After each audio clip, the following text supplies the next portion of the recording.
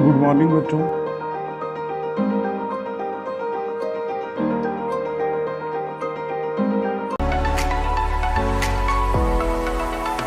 45 तक हो गए थे, 46 ऑनवर्ड करते हैं। The following is the income statement of XYZ limited for the year 2016-17। हमें बच्चों सेल दे रखी है, वेरिएबल के साथ साथ ना फिक्स कॉस्ट साथ में ही लेस कर रखी है, तो हमें इनकम स्टेटमेंट दोबारा बनानी पड़ेगी क्योंकि हमें कंट्रीब्यूशन चाहिए। इंटरेस्ट घटाकर बच्चों प्रॉफिट बिफोर टैक्स, फिर इन्होंने टैक्स लेस कर रखा है प्रॉफिट आफ्टर टैक्स और प्रेफरेंस डिविडेंड। क्या कह रखा है सुनना, the company has 4 lakh equity share issued to shareholder. Find out degree of operating leverage, financial leverage, combined leverage. What would be the EPS if sale increases by 10% and EPS if sale level decreases by 20%? बच्चों हमें करना पता क्या है, मैं समझाता हूँ। हमारे को ना पहले नॉर्मल सिचुएशन में तीनों चीजें निकाल लेनी है जो अभी हमारे पास इंफॉर्मेशन है, और इसके अलावा बच्चों EPS निकाल लेना है। आपके पास एक बार DCL आ गया, डिग्री ऑफ कंबाइंड लिवरेज।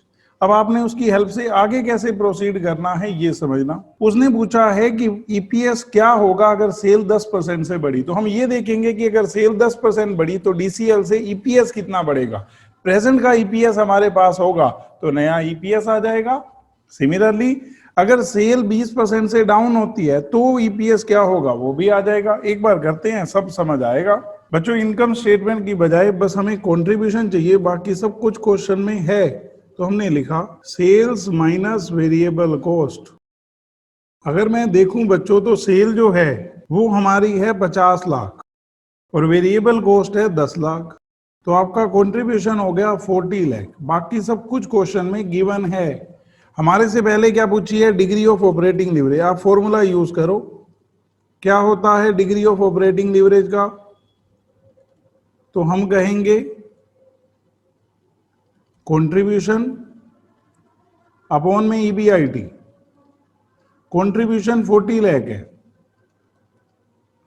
और जो EBIT है वो है 20 लाख, तो ये डिवाइड किया 2 आ गया बच्चों। सेकंड नंबर पे degree of financial leverage.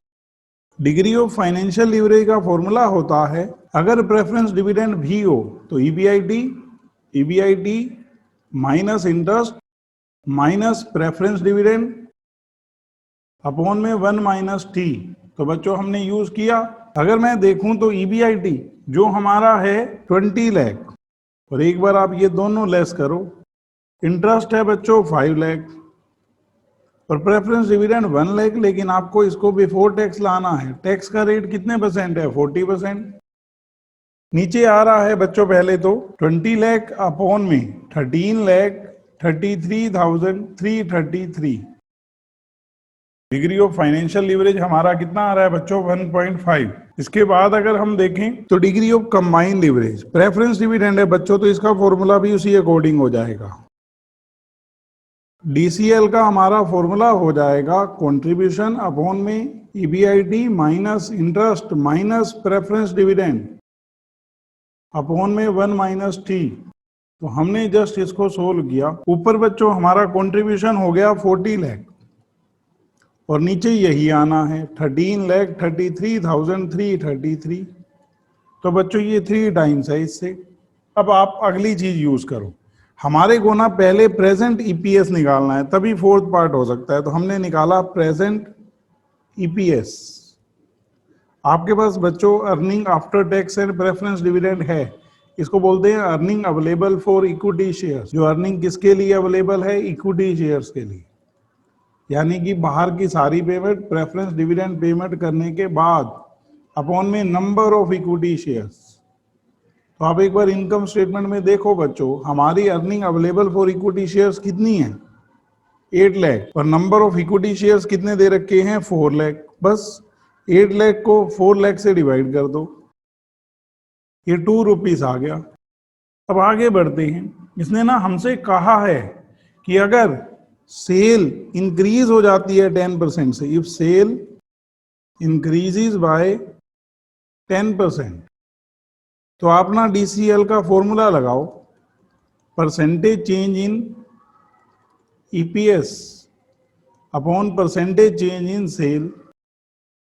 DCL बच्चों हमारा 3 है, परसेंटेज इंक्रीज इन ईपीएस हमें निकालना है, उसी से नया ईपीएस आएगा। और परसेंटेज इंक्रीज इन सेल्स है 10%। तो मेरे से कोई पूछे फिर ईपीएस कितना बढ़ेगा, मैं कहूंगा 3 टाइम्स। तो percentage increase in EPS 3 into 10%, 30%। तो नया ईपीएस कितना होगा, आप कहोगे जो पुराना है उसमें 30% ऐड कर दो। पुराना 2 रुपए है, उसमें 30% ऑफ 2 ऐड कर दो, तो 60 पैसे ऐड हुआ, 2 रुपए 60 पैसे। फिर उसने कहा है कि अगर सेल बढ़े ना, कम हो 20% से, तो नया ईपीएस कितना होगा। तो हम कहेंगे इफ सेल्स डिक्रीजेस बाय 20%, तो आप फिर लगाओ DCL percentage change in EPS upon में परसेंटेज चेंज इन सेल्स। अगर हम यहां बात करें तो ये हमारा डीसीएल है 3, यहां पर वो चेंज पूछ रहा है, नीचे डिक्रीज है तो ऊपर भी डिक्रीज लिखेंगे। Percentage decrease in EPS upon में percentage decrease in sales. Sales अगर 20% डिक्रीज होगी तो इसका 3 गुना परसेंटेज डिक्रीज इन ईपीएस। बच्चों 3 टाइम्स ऑफ 20% करूं तो 60%। तो न्यू ईपीएस कितना हो जाएगा हमारा, तो मैं कहूंगा पुराना कितना है 2, उसमें से 60% घटा दो, तो आप 1 रुपया 20 पैसे घटा देंगे तो नया ईपीएस कितना हो जाएगा 80 पैसे। पहले नॉर्मल तीनों चीजें निकालनी थी, प्रेफरेंस डिविडेंड हो तो हमें पता है कैसे करना होता है, और उसके बाद आपको वो सेकंड वाले फॉर्मूले का यूज करना है। अभी देखो जैसे बच्चों नेक्स्ट क्वेश्चन 47, हमें कहता है Coke India sells 5 lakh bottles of soft drink in a year, each bottle produce has a variable cost, कितनी है 2 रुपए 50 पैसे, सेलिंग प्राइस 4 रुपए 50 पैसे, मतलब 5 लाख बोतल है। वेरिएबल कॉस्ट और सेल्स कैलकुलेट कर सकते हो। फिक्स ऑपरेटिंग कॉस्ट 5 लाख है। Company has current interest charges 60,000 और प्रेफरेंस डिविडेंड है 24,000। टैक्स का रेट 40%। आपसे पूछा गया है degree of operating leverage, degree of financial leverage, degree of combined leverage, और कहता है यही पार्ट ए सारा कुछ निकाल दो, do part A at 7,50,000 bottles. अब हम इनकम स्टेटमेंट 2 बार थोड़ा बनाएंगे, हम क्या करेंगे 2 कॉलम बना देंगे, एक 5 लाख बोटल्स का, दूसरा 7,50,000 बोटल्स का। उसी के अंदर हम लोग अपनी सारी इंफॉर्मेशन कंप्यूट कर लेंगे और फिर बच्चों फॉर्मूले में पुट कर देंगे। कैसे, देखो इनकम स्टेटमेंट और 2 कॉलम बना देंगे। यहां देखें तो 5 लाख बोटल्स इतनी सेल हो रही है और यहां पर 7,50,000 बोटल्स। तो हमने यहां लिखा सेल्स कितने रुपए की एक यूनिट है बच्चों, 4 रुपए 50 पैसे। जस्ट मल्टीप्लाई कर दो, तो 5 लाख से की तो बच्चों 22,50 और 7,50,000 से की तो 33,75,000। इसमें से घटा दो बच्चों वेरिएबल कॉस्ट। वेरिएबल कॉस्ट कितनी है हमारी 2.50 पर यूनिट। तो हमने की 2.50 से किया 1250, यहाँ 1875। आपका कंट्रीब्यूशन आ जाएगा सेल में से वेरिएबल कॉस्ट घटाकर। आप यूं भी कह सकते हैं 2 रुपए पर यूनिट। तो यहां पर बन रहा है बच्चों 10 लाख, यहाँ 15 लाख। ये हमारे पास कंट्रीब्यूशन आ गया। इसमें से लेस कर देंगे fix cost. Fix operating cost कितनी दे रखी है हमें, ये है बच्चों, अगर हम यहाँ बात करें तो 5 लाख। लेस कर दो, सेल बढ़ते ही लिवरेज कम हो जाएगी। अभी हम चेक करेंगे EBIT, यहाँ पर 5 लाख, यहाँ पर 10 लाख। फिर उसके बाद लेस होता है बच्चों इंटरेस्ट, हमें उन्होंने दे रखा है 60,000। हालांकि लिवरेज निकालने के लिए अब हमारे को उससे कोई फर्क नहीं पड़ता, क्योंकि वो तो फॉर्मूले में पुट करेंगे EBIT माइनस इंटरेस्ट, जो नीचे EBIT अपॉन में EBIT minus interest minus preference dividend upon 1 minus T DFL के लिए। EBT बच्चों 440, 9,40,000। इसके बाद इसमें से लेस करो टैक्स। टैक्स का रेट 40% दे रखा है, 1,76,000, 3,76,000 घटा दो तो आपका अर्निंग आफ्टर टैक्स आ गया 2,64,000, 5,64,000। प्रेफरेंस डिविडेंड, हमारा प्रेफरेंस डिविडेंड जो है वो है 24,000, लेस करो अर्निंग अवेलेबल फॉर इक्विटी। बस बच्चों इनकम स्टेटमेंट में यहीं तक आता है, बाकी तो चीजें कंप्यूट होंगी। 2,40,000, 5,40,000। सबसे पहले degree of operating leverage, formula contribution upon में ईबीआईटी। कितना है कंट्रीब्यूशन? 10 लाख को 5 लाख से किया 2, 15 लाख को 10 लाख से किया 1.5। ये एक चीज आ गई बच्चों। अब दूसरी कंप्यूट करते हैं। डिग्री ऑफ फाइनेंशियल लिवरेज, आपका ये फॉर्मूला लगने वाला है ईबीआईटी अपॉन में EBIT minus interest minus preference dividend upon में 1 माइनस टी। एक बार पुट कर लेते हैं। हमने किया बच्चों यहाँ जो 5 लाख है उसको यहाँ करते हैं। इंटरेस्ट बच्चों 60,000 और 24,000 को 1 माइनस 0.40 से करो ना 40, 1 लाख। 5 लाख में से 4 लाख गए 1.25। और यहाँ पर अगर मैं देखूं तो 10 लाख को अगर हम 9 लाख से डिवाइड करेंगे तो 1.11। अब तीसरे नंबर पे आ जाओ, degree of combine leverage DCL. Formula आपका हो गया कंट्रीब्यूशन, जहां ईबीआईडी है उसकी जगह कंट्रीब्यूशन आ जाएगा। नीचे वही, तो नीचे वाला आएगा भी वही। कहने का मतलब कंट्रीब्यूशन कितना है आपका हो गया कंट्रीब्यूशन पहले केस में हमारा है 10 लाख। 10 लाख को बच्चों डिवाइड करो आप 4 लाख से 2.5, इन दोनों की मल्टीप्लाई करूंगा ना तो भी आ जाएगा। और दूसरे केस में कंट्रीब्यूशन कितना है आपका 15 लाख। 9 लाख से करो डिवाइड बच्चों, 10 लाख माइनस 1 लाख 9 लाख। तो एक बार 15 लाख को 9 लाख से कर रहा हूं डिवाइड, 1.67 ऐसे करना है। अब एक बार देखो बच्चों 48 question. G limited has the following balance sheet and income statement information. तो ये बैलेंस शीट गिवन है बच्चों। अब नीचे इनकम स्टेटमेंट है, सेल्स ऑपरेटिंग एक्सपेंस में ना इंक्लूडिंग 60,000 डेप्रिसिएशन, टोटल 120 है। तो जो 60,000 डेप्रिसिएशन है वो तो हो गई फिक्स कॉस्ट, वो तो हमें पता है डेप्रिसिएशन फिक्स खर्चा होता है।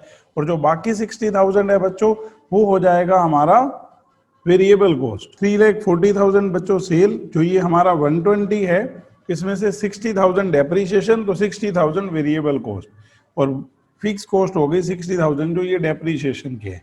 ईबीआईटी आ गया, उसके बाद आपको इंटरेस्ट दे रखा है, ईबीटी और टैक्स घटाकर दे रखा है। कहते हैं डिग्री ऑफ ऑपरेटिंग लिवरेज बता दो, financial combined leverage at current sales level if all operating expenses other than depreciation are variable cost. ना कहता तो भी हम मानते। और उसके बाद कहता है if total asset remain the same level but sale मान लो 20% से बढ़े या 20% से कम हो तो आप ईपीएस बताओ। तो पहले अभी का ईपीएस निकाल लेंगे, फिर उसके बाद न्यू ईपीएस निकालना आसान हो जाएगा कि अगर सेल 20% से बढ़ती है तो, और सेल बच्चों 20% से कम होती है तो हमें बार बार इनकम स्टेटमेंट नहीं बनानी पड़ेगी। तो पहले यही कर लेते हैं पूरा। हम अपनी बनाते हैं इनकम स्टेटमेंट।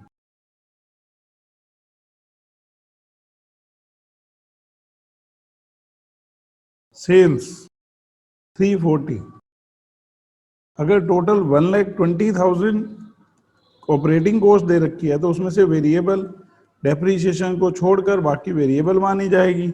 120 में से अगर 60,000 डेप्रीशिएशन है तो 60,000 बच्चों वेरिएबल कॉस्ट हो गई। ये आ गया कंट्रीब्यूशन।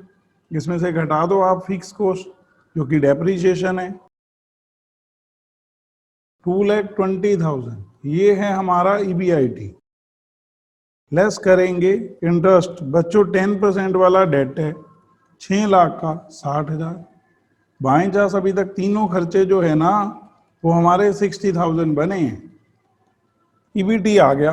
अब उसके बाद आगे बढ़े, टैक्स बच्चों इन्होंने ना 56,000 निकाल कर दे रखा है। आप क्या करो, इसको परसेंटेज में ले लो। ये परसेंटेज में ना 35% है। आप करके देखो 56,000 को 160 से डिवाइड, तो अर्निंग आफ्टर टैक्स आ जाएगा। प्रेफरेंस डिविडेंड है ही नहीं। 1,04,000। पहले आप फर्स्ट पार्ट के अकॉर्डिंग तीनों चीजें निकाल लो।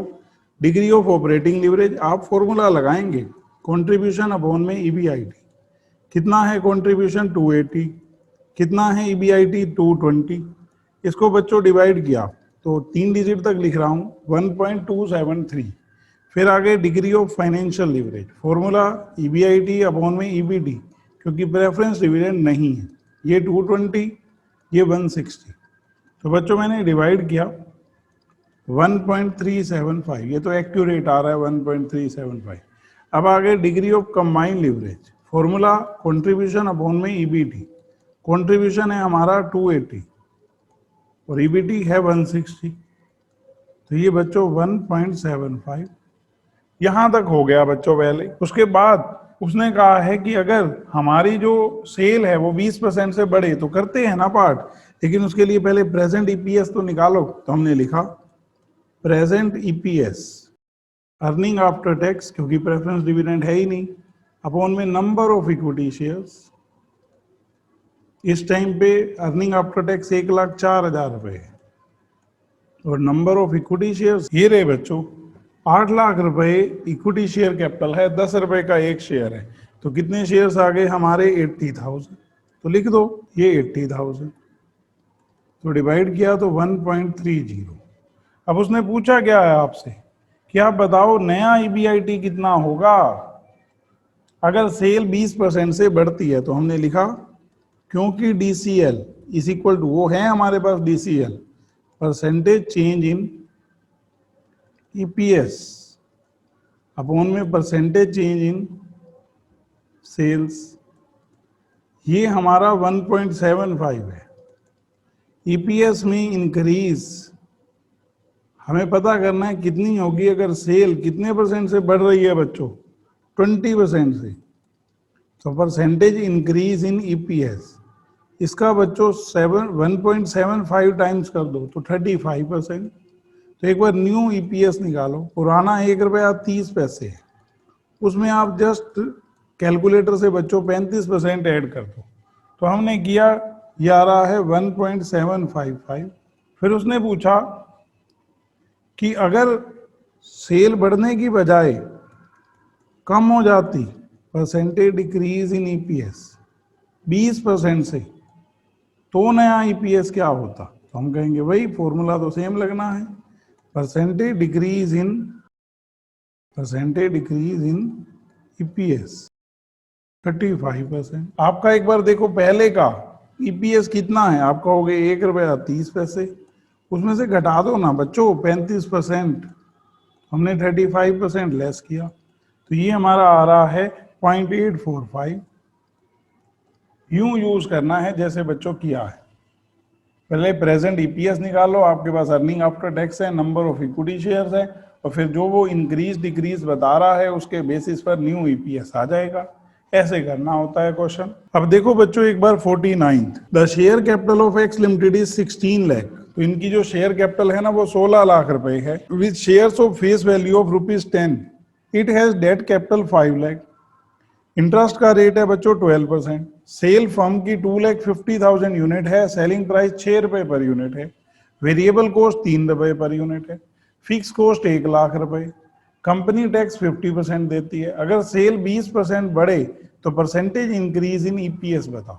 आप पहले डीसीएल निकाल लो, उस फॉर्मूले में पुट कर देंगे कि अगर सेल 20% बढ़े तो ईपीएस में कितना इंक्रीज होगा। फिर उसने दूसरा पार्ट क्या पूछा है, degree of operating leverage at 2 level. 2 level का मतलब प्रेजेंट लेवल, और जो वो हमें कह रहा है, हमें उन्होंने क्या दे रखा है बच्चों, अगर हम ध्यान दे तो सेल 20% से बढ़ी है, तो एक प्रेजेंट सेल पर एक इंक्रीज सेल पर। इसी तरह डिग्री ऑफ फाइनेंशियल लीवरेज भी इन्हीं 2 लेवल्स पे। आप यहां तक कर सकते हैं कि दोनों का ईपीएस निकाल कर भी पुट कर सकते हैं, लेकिन हम शॉर्ट वाला फॉर्मूला लगाएंगे कि जो एट प्रेजेंट डीसीएल है उसके अकॉर्डिंग अगर हमारी सेल 20% से बढ़ती है तो हमारा ईपीएस कितने परसेंट बढ़ेगा, और वो उसने पूछा है। कैलकुलेट करते हैं बच्चों। पहले बच्चों हम लोग इनकम स्टेटमेंट बना देंगे 2 लेवल्स पर।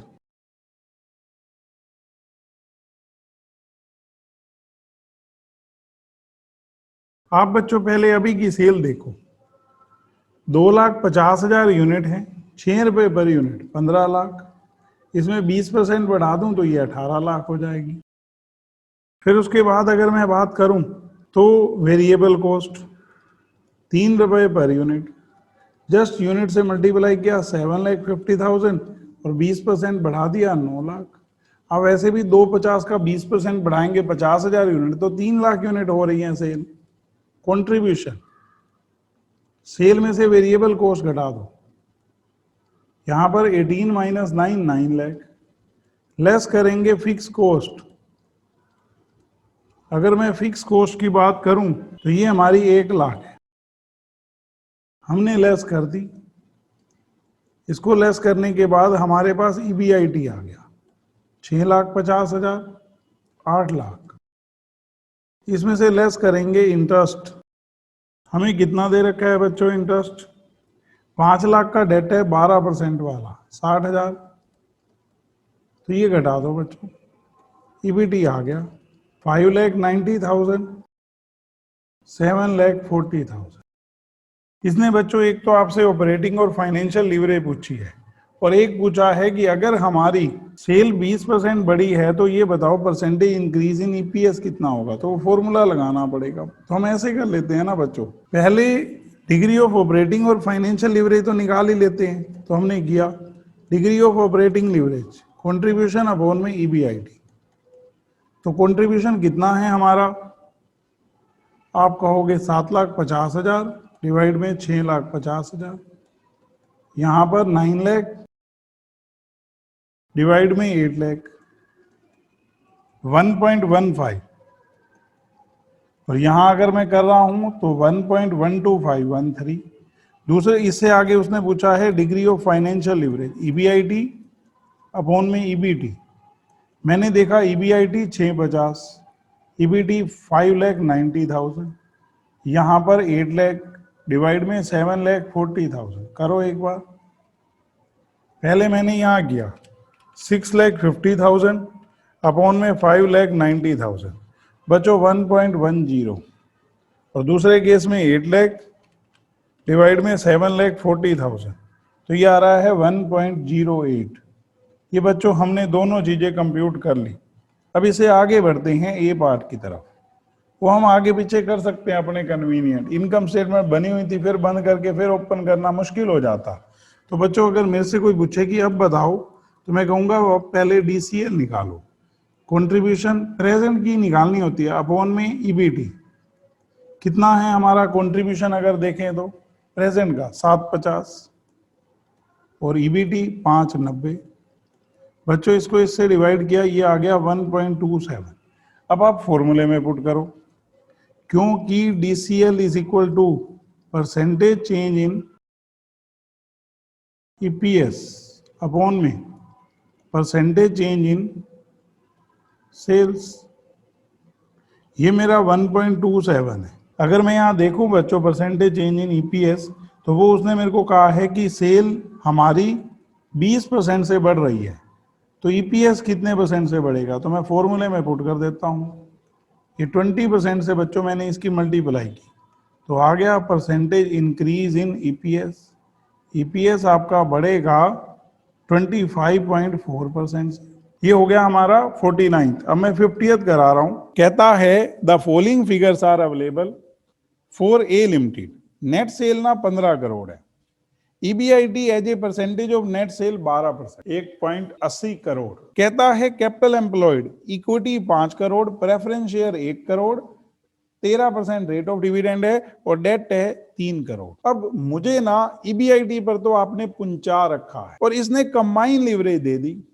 अब इसकी क्वेश्चन ध्यान से समझना क्या कह रहा है। टैक्स का रेट 40% है, इसने पूछा रिटर्न ऑन इक्विटी। देखो मैं आपको ऐसे बताता हूं, मुझे आपने ईबीआईटी बता दिया, डेट बता दिया जिससे इंटरेस्ट निकल आएगा, ईबीआईटी में से इंटरेस्ट घटाऊंगा ईबीटी, टैक्स का रेट पता है ईएटी, प्रेफरेंस डिविडेंड घटाऊंगा अर्निंग अवेलेबल फॉर इक्विटी, उसको इस इक्विटी शेयर कैपिटल से डिवाइड इनटू 100 करके मैं पहुंच जाऊंगा आरओई। अब दूसरा पार्ट समझना क्या कहता है, फाइनेंशियल लीवरेज। एक बार फॉर्मूला बता, प्रेफरेंस डिविडेंड भी है ईबीआईटी अपॉन में EBIT minus interest minus preference dividend upon 1 minus T. अब ये हमसे कहता है ऑपरेटिंग लीवरेज भी बता दो, लेकिन इसने डीसीएल दे रखा है। अब आप कहोगे DCL is equal to DOL into DFL. DFL तो निकाल ही लिया है, तो डीओएल निकल आएगा।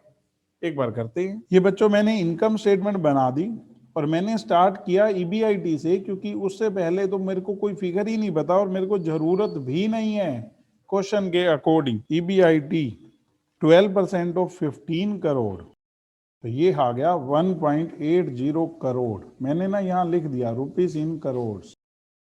अब इसमें से लेस करो इंटरेस्ट। एक बार डेट बताओगे? 3 करोड़ का 15%, 0.45, 45 लाख। इसमें से घटाओ। टैक्स का रेट 40%, 0.54, 0.81 आ गया अर्निंग आफ्टर टैक्स। इसके बाद इसमें से लेस करो प्रेफरेंस डिविडेंड, 13% ऑफ 1 करोड़, तो आप कहोगे 0.13, 0.68। ये आपकी अर्निंग अवेलेबल फॉर इक्विटी आ गई। उसने आपसे पार्ट पूछे। पहला पार्ट है आरओई निकालनी है, रिटर्न ऑन इक्विटी। तो हम कहेंगे अच्छा ROE, earning available for equity upon में इक्विटी शेयर कैपिटल। वैसे इक्विटी शेयर होल्डर फंड होता है, रिजर्व एंड सरप्लस है नहीं, इनटू 100, 13.6%। ये आ गई आपकी रिटर्न ऑन। एक बार फॉर्मूला लगाओ, EBIT minus interest minus preference dividend upon 1 minus T. EBIT कितना है हमारा 1.80 करोड़, नीचे 1.80 minus interest 0.45 minus preference dividend 0.13 और टैक्स का रेट कितने परसेंट है 40।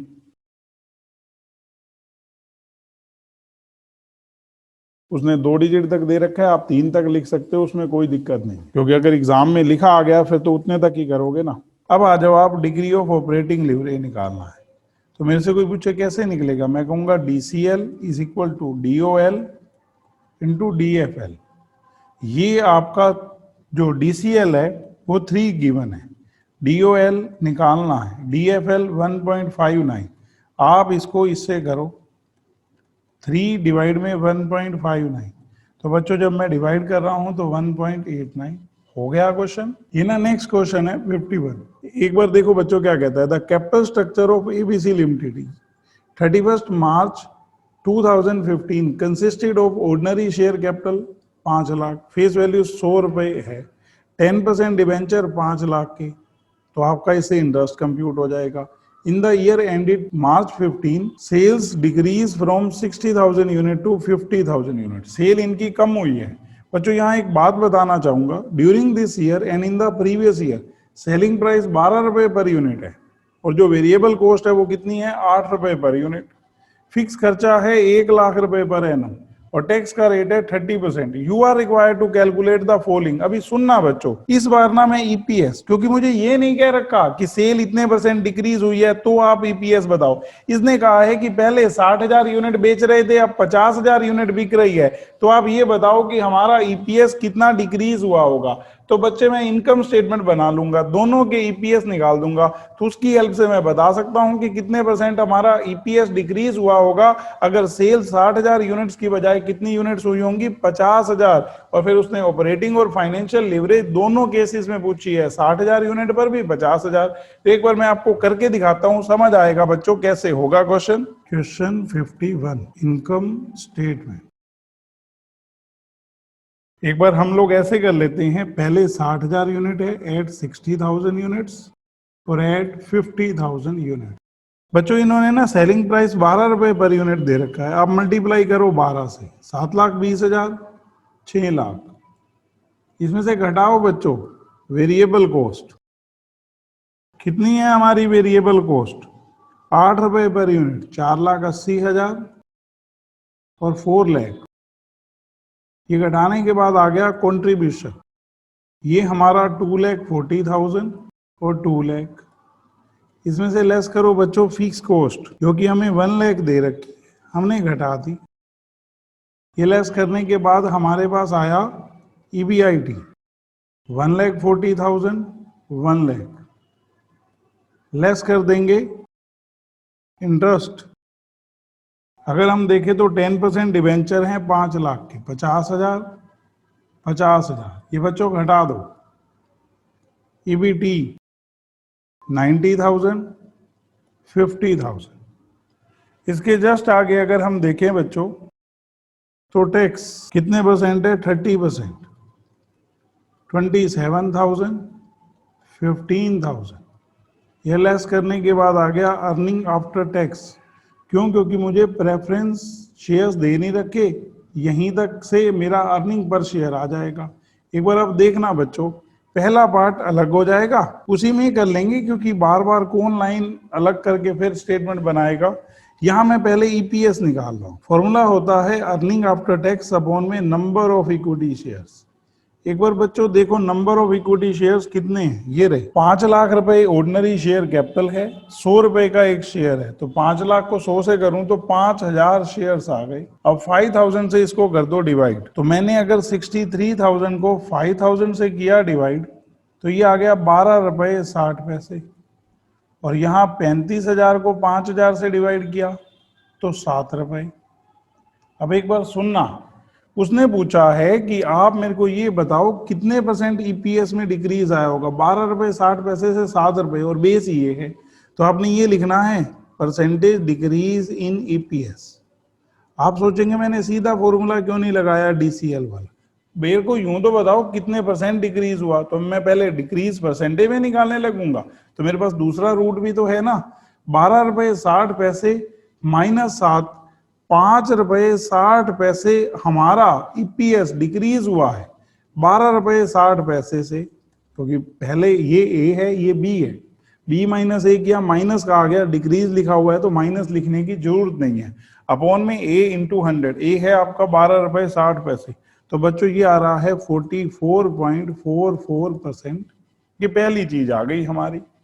अब इसके बाद उसने क्या कहा है, डिग्री ऑफ ऑपरेटिंग लीवरेज दोनों लेवल्स पे, तो हमने यहां तो सिर्फ फॉर्मूला लगाया कंट्रीब्यूशन अपॉन में ईबीआईटी। कंट्रीब्यूशन कितना है हमारा, ये रहा 2,40,000, ईबीआईटी कितना है 140, करते हैं डिवाइड। मैंने 240 को 140 से किया डिवाइड। सिमिलरली यहां पर 2 लाख को 1 लाख से किया डिवाइड, ताकि आए ना हमारा डीओएल, 2 लाख डिवाइड में 1 लाख, तो बच्चों किया 1.71। अब इससे आगे बढ़ते हैं, degree of financial leverage DFL, क्या फॉर्मूला होता है, ईबीआईटी अपॉन में ईबीटी। ये आपका 1,40,000 अपॉन में 90,000, या 1 लाख अपॉन में 50,000 लिख देते हैं बच्चों। 140 अपॉन में 90,000 और यहाँ 1 लाख अपॉन में 50,000, ये दोनों सोल्व कर लेते हैं। ये 2, ये हमारा आ रहा है 1.56। बस बच्चों ऐसे करना है। अब देखो बच्चों question number 52, the capital structure of progressive corporation consist of ordinary share capital 1 crore, shares of 100 par value, तो 1 लाख शेयर्स हो गए, एंड ₹10 लाख ऑफ 10% डिवेंचर्स। इससे ना हमें इंटरेस्ट कंप्यूट हो जाएगा। अब वो हमें क्या कह रहा है ये समझना, sales increases by 20% from 1 lakh unit to 1,20,000 units. Selling price is 10 per unit. Variable cost amount to 6 per unit. Fixed expenses 2 lakh. मतलब हर चीज क्वेश्चन में देकर जा रहा है, selling price, variable cost, fix cost. Interest के लिए उसने पहले ही हमें ऑप्शन दे दी और कहता है income tax is assumed to be 50%. You are required to calculate the following percentage increase in EPS. तो बच्चों एक बार डीसीएल निकाल लेंगे प्रेजेंट सिचुएशन के अकॉर्डिंग, तो उसके बेसिस पर हमारे को आसानी होगी परसेंटेज इंक्रीज इन ईपीएस निकालने में, क्योंकि आपकी सेल 20% से बड़ी है, तो हम उस फॉर्मूले में पुट कर देंगे। Second one, degree of financial leverage at 1 lakh unit 1,20,000 unit. और लास्ट वन बच्चों, degree of operating leverage at 1 lakh unit 1,20,000 unit. Comment on behaviour of operating and financial leverage in relation to increase in production from 1 lakh unit to 1,20,000 unit. तो हम कहेंगे whenever there is increase in sale, our financial leverage, operating leverage and combined leverage will automatically decrease. Automatically क्या हो जाती है, decrease हो जाती है। तो एक बार करते हैं। सबसे पहले आपको ईपीएस में इंक्रीज डिक्रीज पूछा है तो मुझे डीसीएल चाहिए, लेकिन बच्चों उसके लिए भी मुझे इनकम स्टेटमेंट की जरूरत है। तो मैं पहले कॉमन लिख रहा हूं, फिर सारे पार्ट कर दूंगा। मैंने इनकम स्टेटमेंट में 2 कॉलम बनाए, at 1 lakh units, at 1,20,000 units, क्योंकि उसने कहा है कि अगर सेल 20% से इंक्रीज हो। बच्चों सेलिंग प्राइस 10 रुपए है, ये 10 लाख हो गया, ये 12 लाख हो गया। वेरिएबल कॉस्ट 6 पर यूनिट, ये 6 लाख हो गई, ये हमारी 7,20,000, ये बच्चों हमने लेस कर दिया। Contribution less fix cost 2 lakh, इसमें से किया लेस, ईबीआईटी आ गया। लेस करेंगे इंटरेस्ट, 10 लाख का डेट है बच्चों, 10%, 1 लाख रुपए इंटरेस्ट हो गया। अब बच्चों इसको लेस करने के बाद हमारे पास ईबीटी आ गया 1,80,000। बस आपको यहीं तक पहले चाहिए। पार्ट पूछे हैं बच्चों, आपने मेरे से कहा परसेंटेज इंक्रीज इन ईपीएस बता दो, तो मैं पहले इस जगह पर जो हमारी 1 लाख यूनिट है उस जगह पर मैं डीसीएल चाहूंगा कितनी है। तो डीसीएल का फॉर्मूला होता है बच्चों कंट्रीब्यूशन अपॉन में ईबीटी। कंट्रीब्यूशन 4 लाख है, ईबीटी 1 लाख, तो 4। इसका मतलब जितना इंक्रीज सेल में होगा उससे 4 गुना ईपीएस में होगा। तो हमने लिखा DCL percentage increase in EPS upon में परसेंटेज इंक्रीज इन सेल्स। ये आपका बच्चों 4 है, ये उसने आपसे पूछा है, ये बच्चों आपका 20%, तो आपकी ईपीएस में इंक्रीज आ जाएगा 80%। फिर उसने हमसे कहा है कि आप मेरे को डिग्री ऑफ फाइनेंशियल लीवरेज बता दो दोनों लेवल पर। क्वेश्चन में ना उसने क्लियर लिखा है कि आप दोनों लेवल पर मुझे डिग्री ऑफ फाइनेंशियल लीवरेज बता दो, डिग्री ऑफ ऑपरेटिंग लीवरेज बता दो। तो हम लोग ना इसमें आसानी के लिए क्या करेंगे, अगेन यहां एक टेबल बना देंगे, उस टेबल के अंदर 2 कॉलम, ताकि हमारी टेबल कॉन्टिन्यूटी में चले। 1 लाख यूनिट्स और 1,20,000 यूनिट्स। बच्चों हम ऊपर सब कुछ कैलकुलेट कर चुके हैं, हमें तो सिर्फ यहां पुट करना है। तो हमने यहां पर सेकंड पार्ट में लिखा डिग्री ऑफ फाइनेंशियल लीवरेज।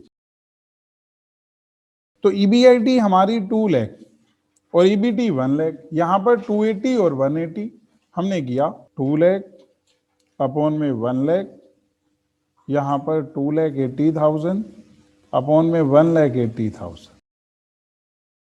अब देखो बच्चों degree of operating leverage contribution upon में ईबीआईटी, ये 4 लाख है, ईबीआईटी 2 लाख, तो ये भी हमारा 2 ही आया। 4,80,000 अपॉन में 2,80,000, 1.71। अब वो हमसे ना कमेंट करने के लिए कह रहा है, मैं देख रहा हूं कि लीवरेजेस डाउन आ रही है, अगर सेल बढ़ रही है तो बस इसी चीज को हमें कमेंट में लिखना है।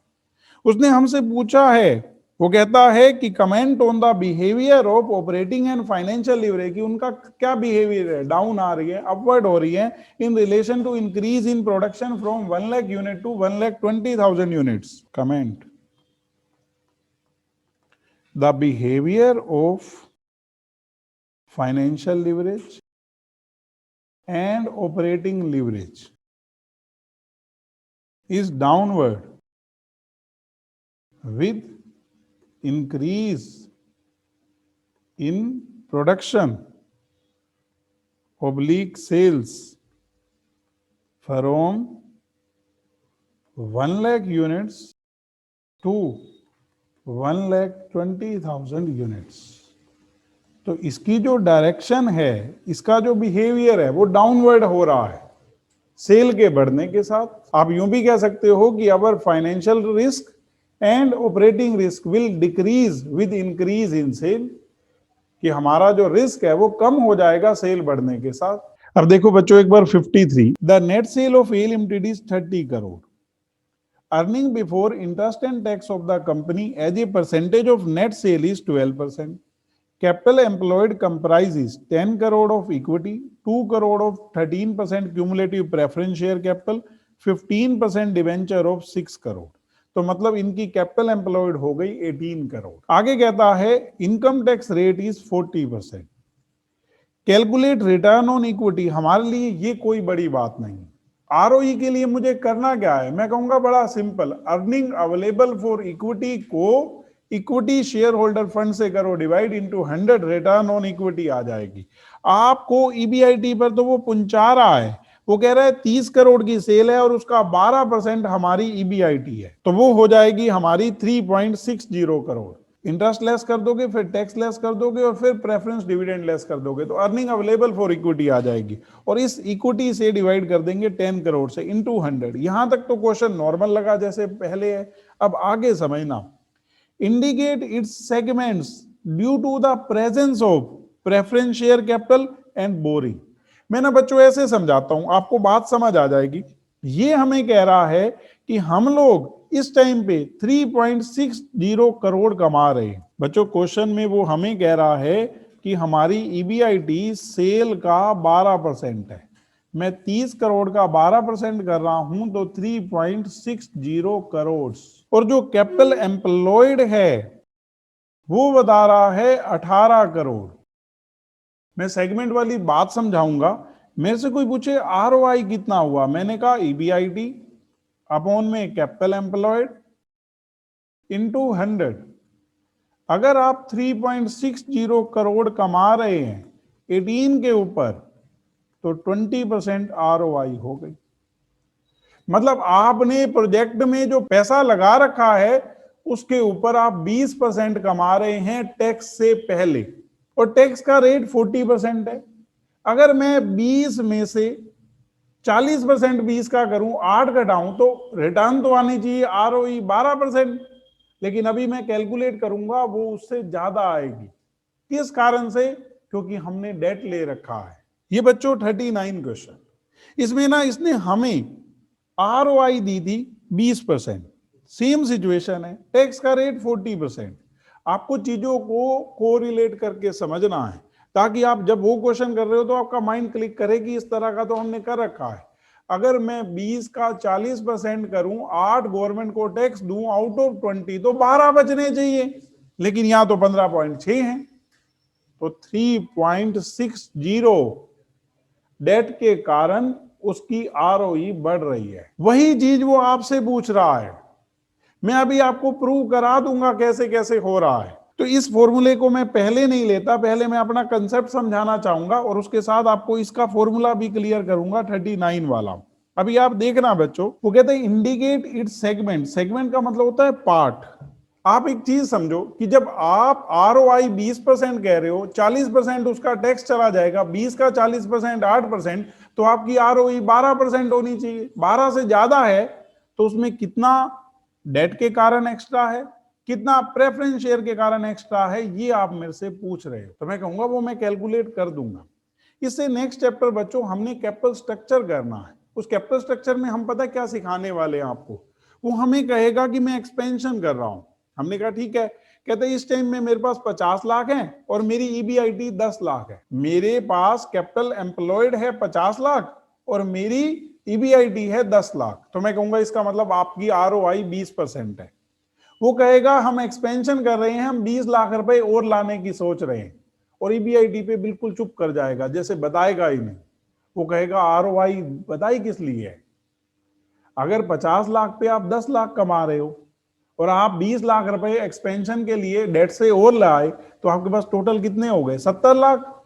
अब 50 पे आप कितना कमा रहे हो? 20% 10 लाख, तो 70 पे कितना कमाओगे? आप कहोगे 20% से 14 लाख। मतलब वो ये मानेगा कि बच्चा फाइनेंशियल मैनेजमेंट पढ़ रहा है तो ये चीज क्लियरली समझे कि हम कैपिटल एम्प्लॉयड को बढ़ाएंगे तो हमारी ईबीआईटी बढ़ेगी। क्यों? कोई पर्सन अगर प्रोजेक्ट में एक्स्ट्रा पैसा लगा रहा है तो वो पैसा भी तो रिटर्न देगा, तो वो ये अंडरस्टूड मानेगा। अब इस क्वेश्चन में भी यूं ही करेंगे। अभी समझना कैसे। 53 सेकंड पार्ट बिल्कुल आसान है, इसलिए मैंने पढ़ा नहीं है। आप पहले ये समझो कि आरओआई हमारा 20% हो गया, प्रेजेंट का आरओई निकालना है। मैंने ना आपको ईपीएस का एक शॉर्ट फॉर्मूला कराया था, उसी को मैं आरओई में कन्वर्ट कर रहा हूं। देखो ये शॉर्टकट फॉर्मूला लगाना इसलिए जरूरी है कि मैं 3 इनकम स्टेटमेंट नहीं बना सकता। EBIT minus interest 1 minus T minus preference dividend, ये बच्चों अर्निंग अवेलेबल फॉर इक्विटी आ गई, डिवाइड में इक्विटी शेयर होल्डर फंड्स।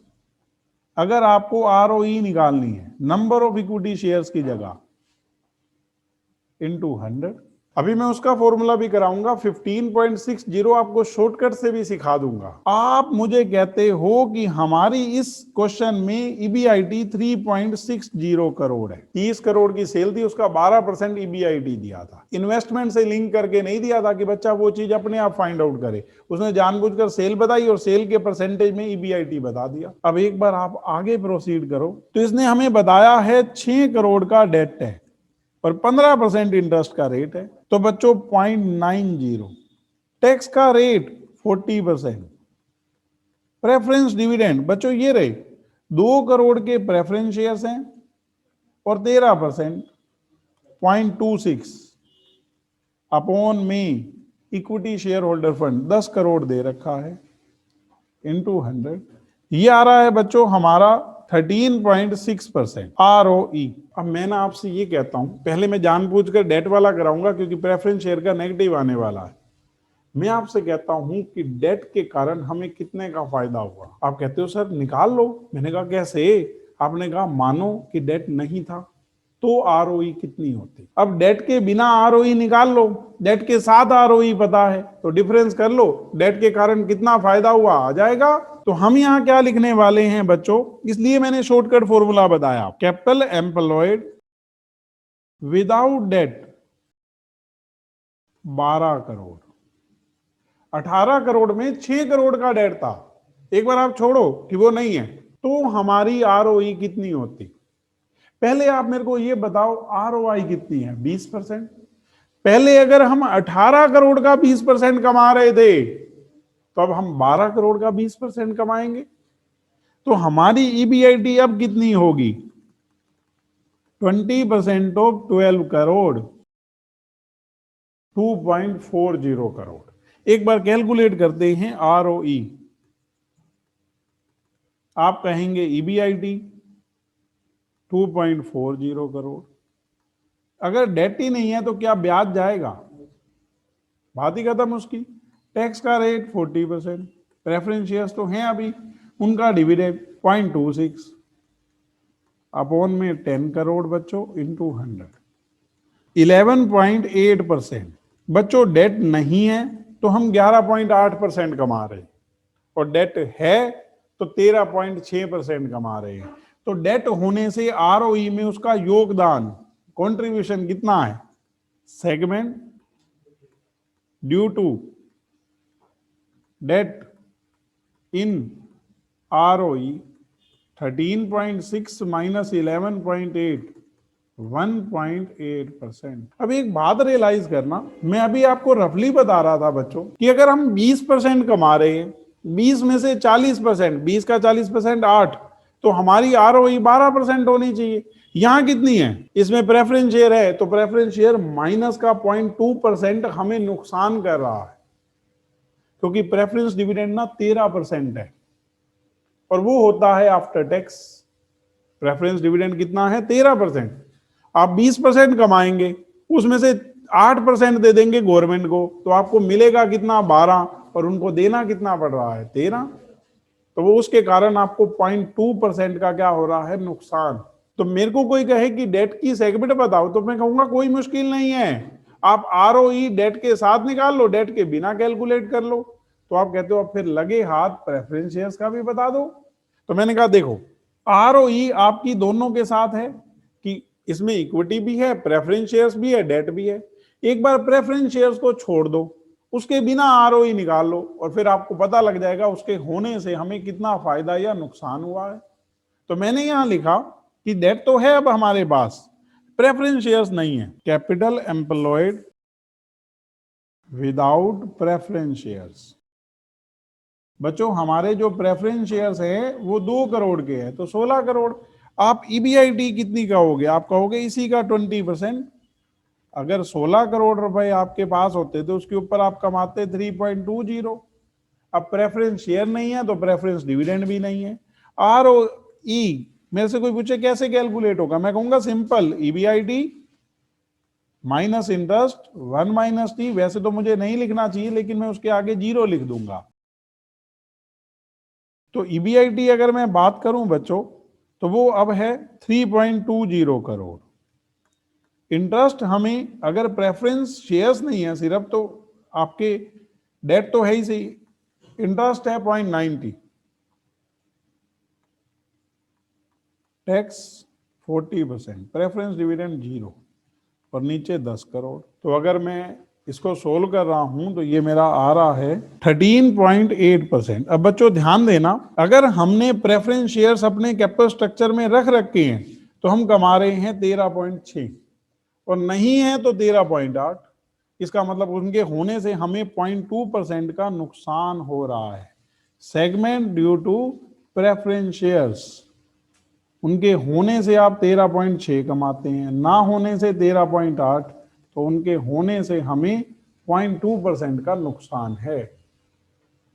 अभी हम प्रूव करेंगे ये क्यों है। एक बार बच्चों मैं ना इसका सेकंड पार्ट बिल्कुल आसान सा है, वो करने से पहले 39 क्वेश्चन का शॉर्टकट फॉर्मूला करा रहा हूं, आप समझना वो क्या था। कल हमने सीखा कि ROE निकालना है, तो एक ये शॉर्टकट फॉर्मूला आप नोट करेंगे, ROI 1 - T।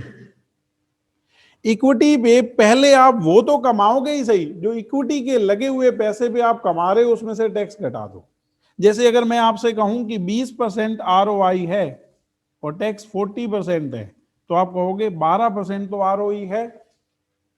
अब डेट के लगे हुए पैसे पे आप कितना कमाओगे, आप कहोगे वो भी ROI, लेकिन उसपे से क्या चला जाएगा, इंटरेस्ट। आप KD लिख दो, इंटरेस्ट लिख दो, आपकी मर्जी है। कॉस्ट ऑफ डेट कि जो आपको उसको ब्याज देना पड़ेगा, आप इंटरेस्ट रेट कह सकते हो, इंटरेस्ट रेट।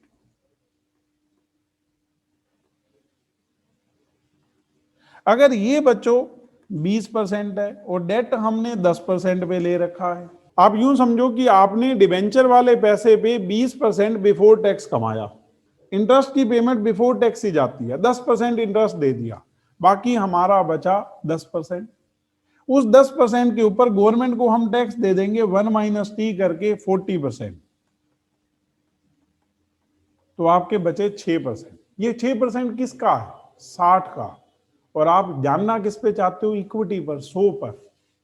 तो ऊपर क्या लिखते हैं हम, डेट, नीचे लिखते हैं इक्विटी। ये इसका फॉर्मूला है। हम अभी 1 - T को कॉमन भी ले सकते हैं, 60/100, टोटल कितना हो गया, 15.6%। अभी समझ नहीं आया होगा, क्लियर करता हूं, समझ आएगा। देखो मेरे पास अपने 1 लाख रुपए, उसको जहां मैंने लगा रखा है वहां मैं 20% कमा रहा हूं, तो 1 लाख पे 20% कितना कमाऊंगा। एक बार मैं टैक्स को इग्नोर कर रहा हूं ताकि आपको बिना टैक्स के बात समझ आए। 20% 20,000 रुपए। अब मैंने ना 50,000 रुपए का उधार ले लिया और वो मुझे मिला 10% पे, और मैंने उसी जगह पर लगाया, सेम रिटर्न मिलनी है, तो उस 50,000 पे भी मैं कितने कमाऊंगा, और मैं लेकर आया हूं 10% पे, तो उस 50,000 पे मुझे कितने बचेंगे, वो 50,000 का 10% है। मैं आपसे पूछ रहा हूं कि मैं टोटल कितने % कमाऊंगा, तो मैं पूछ 1 लाख कर रहा हूं।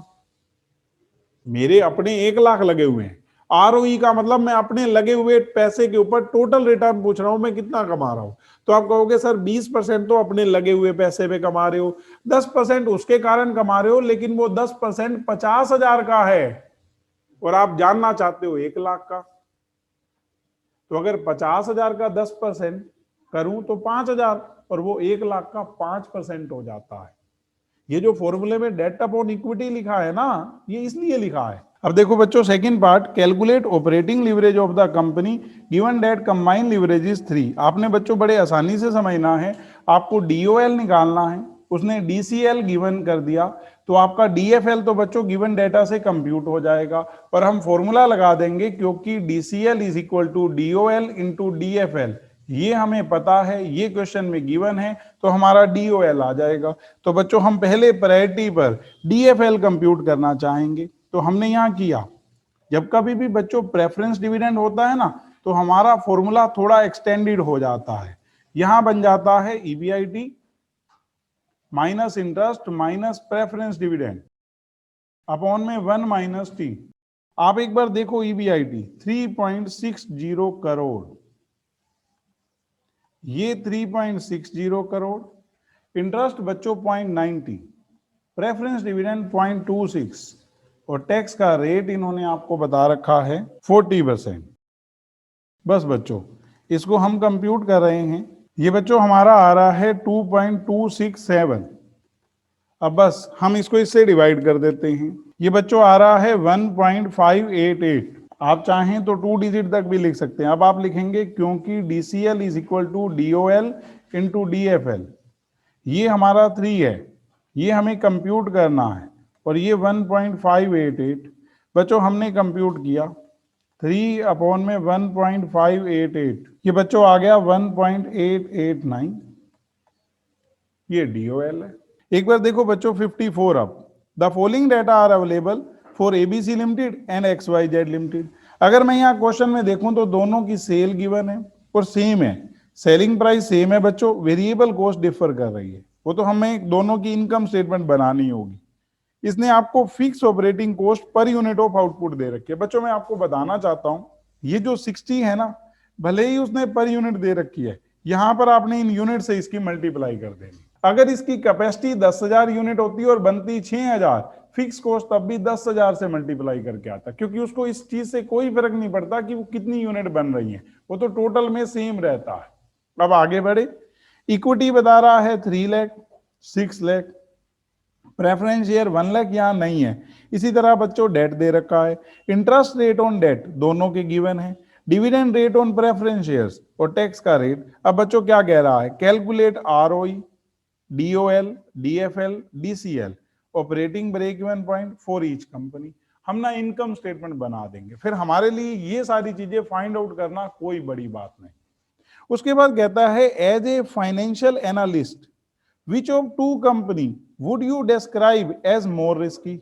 आप बच्चों सिंपली समझो, जिस कंपनी का DCL ज्यादा है ना वो मोर रिस्की है।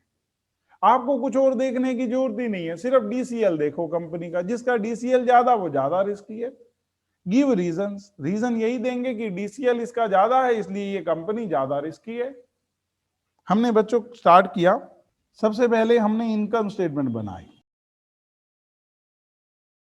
बच्चों 2 कंपनी हैं तो 2 कॉलम, सब चीजें इन्हीं कॉलम के अंडर ही कैलकुलेट हो जाएंगी, कुछ और एफर्ट नहीं लगाना पड़ेगा। हमने बच्चों सबसे पहले लिखी सेल्स 10,000 इंटू 200, 20 लाख। इसके जस्ट बाद बच्चों वेरिएबल कॉस्ट, पहले केस में 120 से मल्टीप्लाई की तो हमारी 12 लाख आ गई, दूसरे केस में 150 से की तो 15 लाख। आप लेस कर दो, कंट्रीब्यूशन 8 लाख, 5 लाख। इसमें से बच्चों लेस कर देंगे फिक्स कॉस्ट। अगर हम देखें तो 60 पर यूनिट है और उसमें 30, तो यहां बच्चों 6 लाख, यहां पर 3 लाख। ये बच्चों हमारा EBIT आ गया 2 लाख, 2 लाख। अब एक चीज बताता हूं बच्चों, इसमें वेरिएबल कॉस्ट ज्यादा है और इसमें फिक्स कॉस्ट ज्यादा है। जिसमें फिक्स कॉस्ट ज्यादा है तो समझो बर्डन उसी के ऊपर ऑपरेटिंग लीवरेज की ज्यादा है, क्योंकि वेरिएबल कॉस्ट कभी बर्डन होती ही नहीं है। लेस इंटरेस्ट, बच्चों इन्होंने ना हमें बताया है कि जो डेट है ना वो पहली कंसर्न के केस में 6 लाख का है और दूसरी में 4 लाख। इंटरेस्ट का रेट ये गिवन है बच्चों, तो मैंने किया बच्चों 6 लाख का 16.25% 97,500 और 4 लाख का 15% 60,000। EBT आ गया बच्चों हमारा। अब इसमें से लेस कर रहे हैं टैक्स, टैक्स का रेट बच्चों 60% गिवन है 61,500 और 84,000। बच्चों लेस करके यहां 41,000 बच गया, यहां 56,000। ये बच्चों हमारा अर्निंग आफ्टर टैक्स आ गया। इसमें से लेस किया हमने प्रेफरेंस डिविडेंड।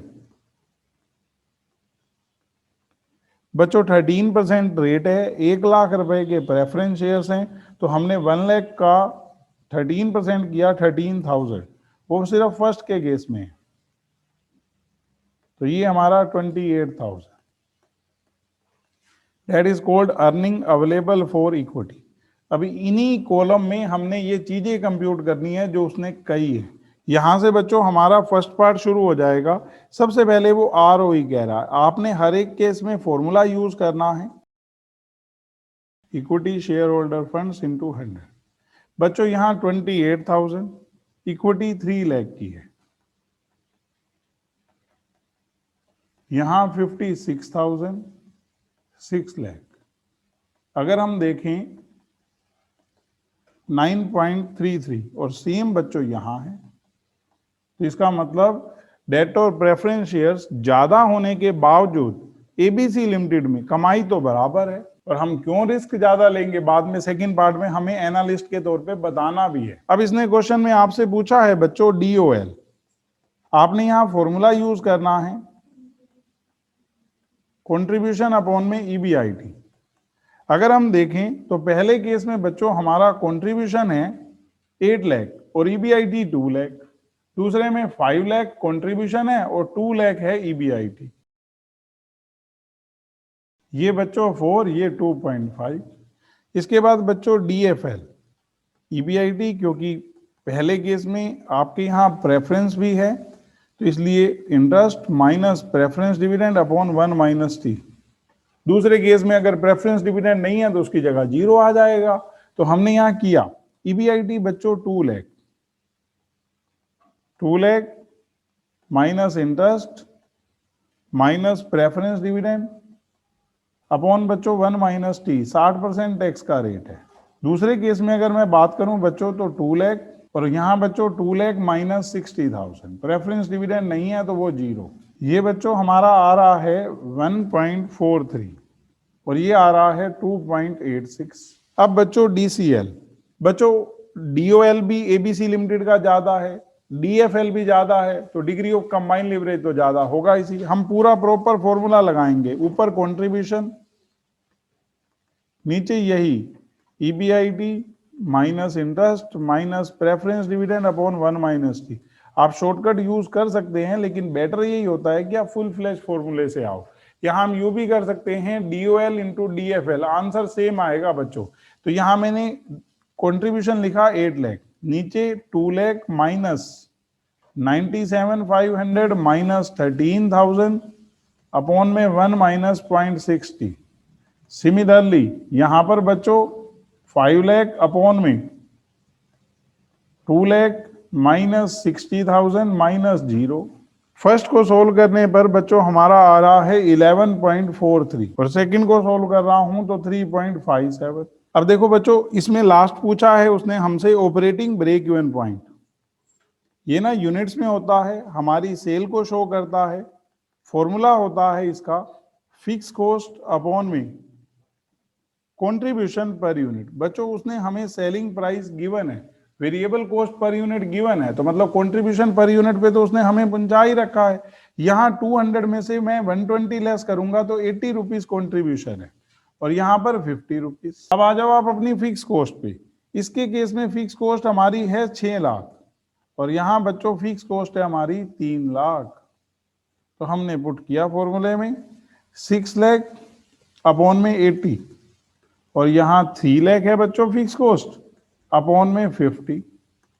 तो ये बच्चों हमने सोल्व किया, हमारा आ रहा है 7500 यूनिट्स और यहाँ 6000 यूनिट्स। अब बच्चों आप कमेंट लिख दोगे कि ABC limited is more risky than XYZ limited because its DOL, DFL and DCL are greater than XYZ limited. तो जो एबीसी का हमारा DOL, DFL, DCL है वो ज्यादा है, इसलिए वो ज्यादा रिस्की है हमारी एबीसी लिमिटेड। एक बार देखो बच्चों 55 question, following information are related to 4 firms of the same industry. तो इन्होंने ना 4 फर्म दी हैं, इन्होंने ना हमें ये इंफॉर्मेशन दे दी है, चेंज इन रेवेन्यू, रेवेन्यू का मतलब बच्चों sale, change in EBIT, change in EPS. अब उसने आपसे कहा है डिग्री ऑफ ऑपरेटिंग लिवरेज। बच्चों फॉर्मूला होता है percentage change in EBIT upon में परसेंटेज चेंज इन सेल्स, हम पुट करके लिख देंगे। इसके बाद degree of combined leverage for all the firms. बच्चों फॉर्मूला होता है percentage change in EPS upon percentage change in sales. Main है कि हमें फॉर्मूले याद हो। अब बच्चों मैं फर्स्ट पार्ट कर रहा हूं, सारी इंफॉर्मेशन दे रखी है, में से डिग्री ऑफ ऑपरेटिंग लिवरेज चारों फर्म की पूछी है, तो मैं यहां लिखूंगा percentage change in EBIT upon में परसेंटेज चेंज इन सेल्स। तो बच्चों यहां हमने किया फॉर फर्म पी इसका EBIT में चेंज हो रहा है 25% और सेल में 27%, तो ये आपका आ रहा है 0.93। सिमिलरली फॉर फर्म क्यू, अगर हम यहाँ बात करें तो 32% और यहाँ पर 25%। ये बच्चों हमारा कंप्यूट होकर आ रहा है 1.28। आपने जस्ट फॉर्मूले पुट करते जाना है। फॉर फर्म आर, फॉर्मूले के अकॉर्डिंग आपका परसेंटेज चेंज इन EBIT ये गिवन है, अपॉन में रेवेन्यू 36%, अपॉन में 23%। बच्चों 1.57। जब तक कमेंट ना कहे ना, हमें कमेंट करना नहीं है, सिर्फ कंप्यूटेशन कही है वही करके दे देंगे।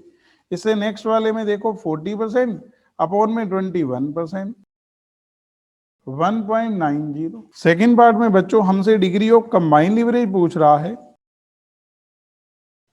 हम पहले फॉर्मूला यूज करेंगे percentage change in EPS upon में परसेंटेज चेंज इन सेल्स। एक बार बच्चों पुट कर देते हैं। फॉर फर्म P अगर हम देखें बच्चों तो EPS में 30% चेंज हो रहा है और रेवेन्यू में 27%। इसी तरह से फॉर फर्म Q बच्चों यहां 24%, रेवेन्यू में 25%। फॉर फर्म R यहां बच्चों चेंज है 21% और सेल में 23%। और लास्ट वन बच्चों फॉर फर्म S, यहां अगर हम देखें तो 23% और यहां 21%। बस आपका काम है इसको कंप्यूट करना। तो बच्चों फर्स्ट का हमारा आंसर आ रहा है 1.11, सेकंड का 0.96, थर्ड वन 0.91 और फोर्थ वन 1.10। आपको जस्ट फिगर पुट करनी है, फॉर्मूले अच्छे से पता होने चाहिए। अभी देखो बच्चों next question, the following summarizes of percentage changes in operating income, percentage changes in revenue, betas for pharmaceuticals firm. बच्चों अभी ना मैं आपको बीटा नहीं समझा रहा, क्योंकि बीटा ना हम कॉस्ट ऑफ कैपिटल का चैप्टर आएगा उसमें सीखेंगे। तो आपको बस ये समझना है कि जैसे हमारी लिवरेजेस आपके रिस्क को शो करती है, सेम रिस्क को शो करता है बीटा। अभी हम इसको इसलिए नहीं समझ सकते क्योंकि इसका पूरा डिटेल है, फॉर्मूला है जो हम करेंगे कॉस्ट ऑफ कैपिटल में। अभी इसने हमें बीटा दे रखा है, हमें कोई कंप्यूट नहीं करना। हमें क्वेश्चन में क्या कह रखा है, calculate degree of operating leverage for each these firms. हम निकाल सकते हैं, ऑपरेटिंग इनकम है, चेंज इन रेवेन्यू है, आराम से निकल आएगी। उसके बाद कहता है use operating leverage to explain why these firm have different beta. तो हम कहेंगे कि जिसकी DOL ज्यादा है वहां रिस्क ज्यादा है, तो वहां बीटा भी आपको ज्यादा मिलेगा। बीटा और आपकी लिवरेजेस सेम वे में रिस्क को एक्सप्लेन करती है, तो हम लोग उसके बेसिस पर लिख देंगे। अभी बच्चों पहले फर्स्ट पार्ट, तो बच्चों मैंने पहले फर्स्ट पार्ट किया डिग्री ऑफ ऑपरेटिंग लिवरेज। हमारा बच्चों फॉर्मूला होता है परसेंटेज चेंज इन ऑपरेटिंग इनकम, जिसको आप EBIT कहेंगे बच्चों, अपॉन में परसेंटेज चेंज इन सेल्स। हमने यहाँ चारों के केस लिखे, for PQR limited, for RST limited, बाद में तो सिर्फ फिगर पुट करनी है, फॉर TUV लिमिटेड, और last one is for WXY limited. बच्चों अगर मैं देखूं तो यहां 25 अपॉन में 27 ऐसे करके पुट करते जाएंगे। सेम यहां पर 32%, 25%, 36%, 23% और लास्ट वन इज 40%, 21%। बच्चों ये कंप्यूट करके आ रहा है हमारा, first one is 0.93, second one is 1.28, third one 1.57 और फोर्थ को कंप्यूट कर रहा हूं तो 1.90। एक बार बच्चों साइड बाय साइड में इनके बीटा लिख रहा हूं जो क्वेश्चन में गिवन है। पहले का बीटा है 1, दूसरे का बीटा है 1.15, तीसरे का 1.30 और फोर्थ वन 1.40। बच्चों मैंने मीनिंग इसलिए नहीं बताया क्योंकि कम बताओ तो बच्चे को समझ ही नहीं आता, उसको तो पूरा समझना है कि एक एक छोटी छोटी बात उसको समझ आए कि है क्या। अभी आप समझेंगे कि बीटा और लिवरेजेस सेम वे में रिस्क को शो करती है। तो अगर हम यहां देखें तो पहली कंसर्न का डिग्री ऑफ ऑपरेटिंग लिवरेज भी कम है, इसलिए बीटा भी कम है। और जो लास्ट फॉर्म है इसका आपका सबसे हाई है ऑपरेटिंग लिवरेज, इसलिए इसका बीटा भी सबसे क्या है, ज्यादा है। तो हम कमेंट में कैसे लिखने वाले हैं ये समझना, क्योंकि आपको क्वेश्चन में ना ऐसे पूछा है, use the operating leverage to explain why these firm have different beta. तो हम ऐसे लिखेंगे, high operating leverage shows high business risk. आप बिजनेस रिस्क कह लो, ऑपरेटिंग रिस्क कह लो, एक ही बात है। With high operating leverage beta will also rises, beta भी राइज करता है बच्चों उसके साथ, because beta has direct relation with operating leverage. होता बच्चों उसका डीसीएल के साथ डायरेक्ट लिंक है, लेकिन अभी क्वेश्चन में खाली ऑपरेटिंग का है तो इसका डायरेक्ट लिंक है। अगर किसी कंसर्न का हाई लिवरेज होगा, ऑपरेटिंग लिवरेज का हो, कंबाइन लिवरेज का हो, तो उसका बीटा भी आपको हाई मिलेगा। सो PQR limited has minimum DOL and minimum beta, while WXY Limited has maximum DOL and maximum beta। कि बच्चों आपको ऐसे कमेंट लिख देना, आप इसको थोड़ा शॉर्ट लिख सकते हो, यहीं तक भी लिख सकते थे। अब देखो बच्चों आगे बढ़ते हैं। The following summarises the percentage change in EPS, percentage change in revenue and beta for 4 company in automobile business. Again बच्चों DCL के साथ बीटा का वैसा ही रिलेशन होता है जो डिग्री ऑफ ऑपरेटिंग लिवरेज के साथ होता है। एक्चुअल में तो बीटा और आपका DCL सेम वे में चलते हैं, खाली ऑपरेटिंग लिवरेज बीटा को लीड नहीं करती, बल्कि कंबाइन लिवरेज बीटा को लीड करती है, क्योंकि बीटा आपकी कंपनी का रिस्क बताता है। तो अगर हम यहां देखें तो बच्चों हम आसानी से कंप्यूट कर सकते हैं DCL। तो उसने पहले पॉइंट में तो DCL निकालने के लिए कहा है। फिर कहता है if degree of operating leverage of these 4 company. बच्चों अगर आप मुझे DOL बता जाए, DCL मेरे पास है, तो DFL तो मैं आसानी से कंप्यूट कर सकता हूं, मुझे उसके डेटा की जरूरत नहीं है। तो ये कहते हैं if the degree of operating leverage of these 4 companies 2.5, 2, 2.25, 1.2 respectively for Tata Motors, Maruti Udyog, Ashok Leyland, General Motors, compute degree of financial leverage. तो वही फॉर्मूला लगा देंगे। लास्ट में पूछता है explain why these company have different beta. तो आप कहेंगे high degree of combined leverage leads high beta. So जिस कंपनी का आप देखेंगे minimum degree of combined leverage होगा उसका मिनिमम बीटा होगा, और जिसका मैक्सिमम होगा वो मैक्सिमम लिख देंगे। हम एक बार करते हैं बच्चों। मुझे बच्चों DCL निकालना है। आप फॉर्मूला हमेशा पूरा लिखेंगे ताकि हमें याद रहे, percentage change in EPS upon percentage change in sales. बच्चों हमने यहां पुट किया 4 टाटा मोटर्स, 4 मारुति उद्योग, 4 अशोक लीलैंड और 4 जनरल मोटर्स। बच्चों एक बार करते हैं हम यहां। अगर हम देखें यहां पर परसेंटेज चेंज इन EPS, तो यहां पहले केस में 50% और नीचे रेवेन्यू 10%। दूसरे में बच्चों यहां 80 और ये आपका 20%, यहां पर 75, 25 और यहां पर 75, 30%। तो पुट करते जाते हैं बच्चों। ये 5 आ रहा है, 4 आ रहा है, 3 आ रहा है, 2.5 आ रहा है। अब एक बार इनके बीटा और लिख लेते हैं। अगर मैं इसका बीटा देखूं तो बच्चों 1.40 सबसे ज्यादा, फिर 1.27, फिर 1.18 और फिर 1.10। अब एक बार degree of financial leverage compute करते हैं। उसने ऑपरेटिंग लिवरेज बता दिया है, तो आप फॉर्मूला कुछ यूं लिखने वाले हैं, क्योंकि DCL is equal to DOL into DFL। आपको DFL निकालना है तो आप कहेंगे DFL is equal to DCL upon में DOL।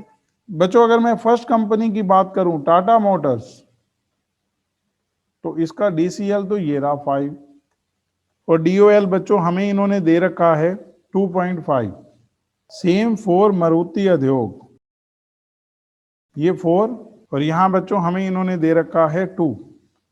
तीसरे नंबर पे 4 अशोक लीलैंड, ये हमारा 3 है और क्वेश्चन में इन्होंने हमें दे रखा है इसका 2.25। और लास्ट बच्चों 4 जनरल मोटर्स, ये हमारा बच्चों 2.5 और यहां हमें दे रखा है इन्होंने 1.2। जस्ट आप डिवाइड करो बच्चों 2 ये हमने डिवाइड किया 1.33 और यहां 2.08। अब बच्चों इससे आगे बढ़ते हैं। उसने ना हमें कमेंट करने के लिए कहा है कि डिफरेंट कंपनियों के डिफरेंट बीटा क्यों हैं, तो हम कहेंगे high DCL leads high beta, so General Motor have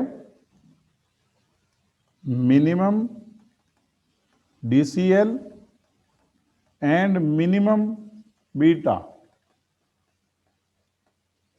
while Tata Motors have maximum DCL and maximum beta। अब नेक्स्ट क्वेश्चन देखो बच्चों, a firm has sale of 75 lakh, variable cost 42 lakh, fix cost 6 lakh, it has a debt of 45 lakh at 9% and equity 55 lakh. आपसे कहता है ROI compute कर दो। बच्चों formula होता है EBIT अपॉन में कैपिटल एम्प्लॉयड। मेरे से कोई पूछे EBIT कैसे आएगी, मैं कहूंगा सिंपल, पहले सेल में से वेरिएबल कॉस्ट घटाऊंगा, कंट्रीब्यूशन उसमें से फिक्स कॉस्ट घटा दूंगा EBIT। और कैपिटल एम्प्लॉयड कैसे आएगी, मैं कहूंगा डेट प्लस इक्विटी। एक बार बच्चों देखो, डेट 45 लाख और इक्विटी 55 लाख, तो 1 करोड़ रुपए कैपिटल एम्प्लॉयड हो गई। सेकेंड पार्ट में कहता है does it have favourable financial leverage. बच्चों अगर आपकी ROI आपके इंटरेस्ट रेट से ज्यादा है, अगर आपकी ROI जो कमाई है, जो उधार पे लिया हुआ पैसा है, उसके रेट से ज्यादा है, तो आपको फाइनेंशियल लिवरेज फेवरेबल ही कर रही है, फायदा ही दे रही है। सिर्फ इतना सा ही है लॉजिक। ROI I से ज्यादा है तो हम कहेंगे DFL इज फेवरेबल, और अगर ये कम है तो अनफेवरेबल। अब थर्ड नंबर पे what are operating financial and combined leverage of the firm. मैं ना इनकम स्टेटमेंट बना दूंगा। अब इनकम स्टेटमेंट बनाते ही ये चीज आपकी तीनों की तीनों फाइंड आउट हो जाएगी। और फोर्थ वन कहते हैं if sale drop to 50 lakh, ये 75 लाख से 50 लाख हो जाए, what will be the new EBIT। याद पता क्या रखना है, वेरिएबल कॉस्ट प्रोपोर्शनेटली कम हो जाएगी, उसको इवन आप कोशिश करना परसेंटेज में निकाल लेना, और फिक्स कॉस्ट वही की वही रहेगी, तो उसके बेसिस पर EBIT निकाल देंगे। बच्चों अगर मुझे EBIT पर जाना है, मैं इनकम स्टेटमेंट शुरू से ही बना सकता हूं ताकि मेरी हर किसी में काम आ जाए, तो मैंने शुरुआत उसी से कर दी। फोर्थ पार्ट के लिए इनकम स्टेटमेंट अलग बनेगी, क्योंकि जो सेल है ना वहां 50 लाख है। अभी सेल में से लेस कर देते हैं वेरिएबल कॉस्ट। आप अभी फोर्थ पार्ट के लिए परसेंटेज भी कंप्यूट कर लेना। ये ना हमें 42 लाख दे रखी है, आप लेस करो तो आपका कंट्रीब्यूशन 33 लाख आ गया। जो हमारी फिक्स कॉस्ट है वो है 6 लाख। फर्स्ट पार्ट के लिए तो मुझे जस्ट यहीं तक रुकना है, लेकिन क्योंकि मैं कर रहा हूं, मेरे को थर्ड पार्ट में ऑपरेटिंग फाइनेंशियल कंबाइंड लिवरेज भी निकालनी है, तो इनकम स्टेटमेंट में एक ही बात तीनों पार्ट के लिए कॉमन बनाना चाहूंगा। अब आप देखो इंटरेस्ट, अगर 45 लाख का डेट है 9% वाला, 4,05,000 इंटरेस्ट हो गया बच्चों, लेस करो तो 22,95,000 EBT आ गया। तो ये बच्चों हमारे आ गए। हमें टैक्स गिवन भी नहीं है और हमें उसकी जरूरत भी नहीं है, क्योंकि लिवरेजेस निकालने में लिवरेजेस कैलकुलेट करती बार तो तीन ही चीजों की जरूरत होती है, contribution, EBIT, EBT. Preference shares है नहीं यहाँ। अब हमने बच्चों फर्स्ट पार्ट किया, आरओआई आप कहेंगे ईबीआईटी अपॉन में कैपिटल एम्प्लॉयड। इनकी ना बच्चों कैपिटल एम्प्लॉयड 1 करोड़ है, 45 लाख का डेट है और 55 लाख की इक्विटी है, और ये लोग कमा रहे हैं 27 लाख 1 करोड़ के ऊपर। तो अगर बच्चों में परसेंटेज में कंप्यूट करूं तो 27%, ये आ गई हमारी आरओआई। अब हमें करना है सेकंड पार्ट, वो कहता है कि क्या हमारी फेवरेबल है फाइनेंशियल लिवरेज। बच्चों हम यहां लिखेंगे क्योंकि ROI is greater than interest rate. Interest rate ना 9% है और आप कमा रहे हैं 27%। So degree of financial leverage is favourable, और कुछ लिखने की जरूरत नहीं है। अगर आपने जहां प्रोजेक्ट में पैसा लगा रखा है वहां आप 27% कमा रहे हैं और उधार पे ले रखा है 9% पे, तो आपका डीएफएल तो फेवरेबल हो ही गया।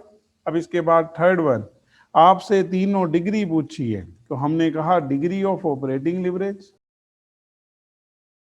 कंट्रीब्यूशन अपॉन में ईबीआईटी। बच्चों कंट्रीब्यूशन है 33 लाख, ईबीआईटी 27 लाख, तो बच्चों ये 1.22। इसके बाद डिग्री ऑफ फाइनेंशियल लिवरेज। जब हमारे पास बच्चों क्वेश्चन में प्रेफरेंस डिविडेंड नहीं होता ना, तो ये बड़ा इजी वन हो जाता है। ईबीआईटी अपॉन में ईबीटी, ये 27 लाख, 22,95,000, तो बच्चों 1.18।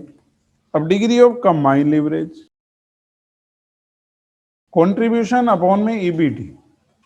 आप देखो बच्चों कंट्रीब्यूशन 33 लाख और ईबीटी 22,95,000।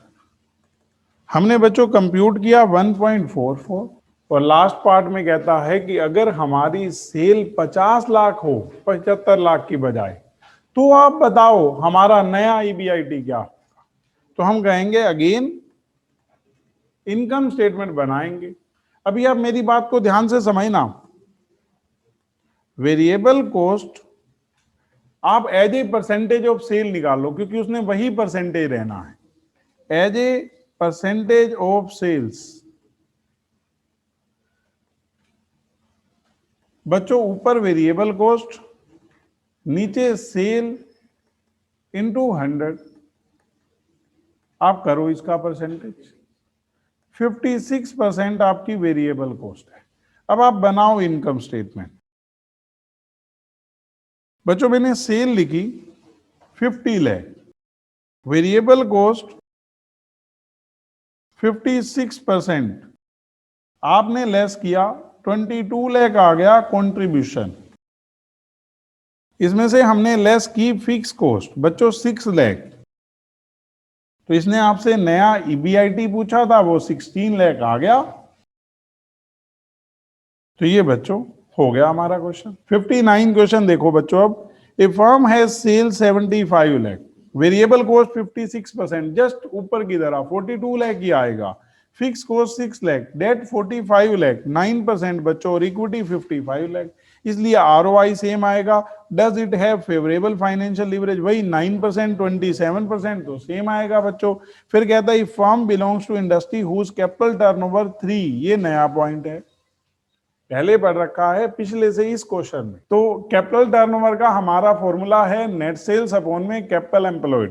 तो आप ध्यान देना बच्चों, नेट सेल जो है वो 75 लाख है और capital employed 55 lakh plus 45 lakh 1 crore. तो इससे हमारे पास कैलकुलेट हो जाएगी कैपिटल टर्नओवर रेशो। मैं सीधा कर पा रहा हूं, 75 लाख को जब मैं 1 करोड़ से डिवाइड करता हूं तो 0.75, जो कि बहुत लो है क्योंकि इंडस्ट्री की कैपिटल टर्नओवर है 3। कहते हैं डज इट हैव हाई और लो कैपिटल टर्नओवर, तो हम कहेंगे our capital turnover is low as compare to industry. उसके बाद इसने कहा है what are the operating, financial and combined leverages of the firm. अभी इनकम स्टेटमेंट बनाएंगे तो तीनों फाइंड आउट हो जाएंगी। उसके बाद उसने कहा है if the sale is increase by 10%, by what percentage EBIT will increase. तो जो हमारा डीओएल कंप्यूटेड होगा सारा डेटा सेम है तो DOL 1.22, तो आपकी अगर सेल 10% बढ़ी है तो EBIT 12.20% बढ़ेगा। और last one, if EBIT increases by 20%, by what percentage EBT will increase. बच्चों अगर EBIT 20% से इंक्रीज होती है तो आपसे कहता है by what percentage EBT will increase.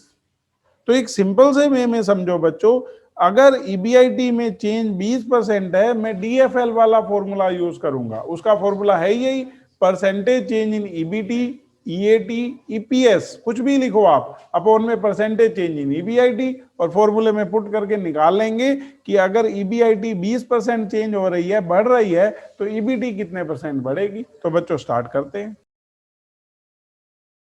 Income statement बना रहा हूं मैं। हमारे को क्वेश्चन में सेल दे रखी है 75 लाख, वेरिएबल कॉस्ट 56%। बच्चों हमने इसका 56% किया 42 लाख, इसमें से लेस किया बच्चों, आ गया कंट्रीब्यूशन। इसमें से लेस कर रहे हैं बच्चों हम लोग फिक्स कॉस्ट 6 लाख, आ गया EBIT 27 लाख। इसमें से बच्चों हम लेस कर देंगे इंटरेस्ट, 45 लाख का डेट है 9%, तो आपने 9% ऑफ 45 लाख किया, ये है 4,05,000। तो बच्चों हमारी EBT आ गई 22,95,000। अब बच्चों इसने हमसे क्वेश्चन पूछा है, first what is the firm ROI। ROI का हमारा फॉर्मूला होता है EBIT अपॉन में कैपिटल एम्प्लॉयड, और परसेंटेज में लिखते हैं इसलिए इनटू 100। अगर मैं यहाँ पर EBIT देखूं बच्चों तो ये हमने कैलकुलेट कर रखी है 27 लाख, और जो कैपिटल एम्प्लॉयड है उसका सम, वो बच्चों सम होता है डेट प्लस इक्विटी। बच्चों डेट हमारा 45 लाख का है और इक्विटी 55 लाख, इन दोनों का सम कैपिटल एम्प्लॉयड होता है 1 करोड़ इंटू 100, 27%। ये बच्चों हमारा फर्स्ट पार्ट हो गया, बिल्कुल लास्ट क्वेश्चन की तरह है, उसमें भी ROI हमारी 27% आई थी। दूसरा पार्ट बच्चों वो हमसे पूछ रहा है, वो कहता है does it have favourable financial leverage. बच्चों इसका आंसर सिंपली ऐसे देना होता है, बिकॉज ROI जो कि आपका 27% है मोर देन KD, या आप कहो इंटरेस्ट रेट। अब इंटरेस्ट का रेट अगर मैं देखूं वो तो 9% है, और आप प्रोजेक्ट से कमा रहे हो 27%, तो आप बताओ कि क्या DFL फेवरेबल है। हाँ, हम कहेंगे yes, financial leverage is favourable. उसके बाद बच्चों उसने हमसे थर्ड पार्ट पूछा है, if the firm belongs to an industry whose capital turnover is 3। बच्चों यहाँ कैपिटल का मतलब कैपिटल एम्प्लॉयड से होता है, कैपिटल टर्नओवर का मतलब है नेट सेल्स अपॉन में capital employed. Does it have a high और लो कैपिटल टर्नओवर। बच्चों इंडस्ट्री की जो कैपिटल टर्नओवर है वो 3 है, हमें इस फर्म की कैलकुलेट करनी है। अगर मैं नेट सेल की बात करूं तो 75 लाख, और कैपिटल एम्प्लॉयड अभी कंप्यूट किए हैं 1 करोड़। हमने जस्ट फॉर्मूले में पुट करना है। हमने यहां लिखा बच्चों capital turnover ratio net sales upon में कैपिटल एम्प्लॉयड। ये हमारी बच्चों नेट सेल है 75 लाख, और कैपिटल एम्प्लॉयड है बच्चों 1 करोड़। ये हो गई 0.75 टाइम्स, जबकि इंडस्ट्री की कैपिटल टर्नओवर दे रखी है 3। इन्होंने बता रखा है कि हम जिस इंडस्ट्री से बिलोंग करते हैं, इंडस्ट्रीज कैपिटल टर्नओवर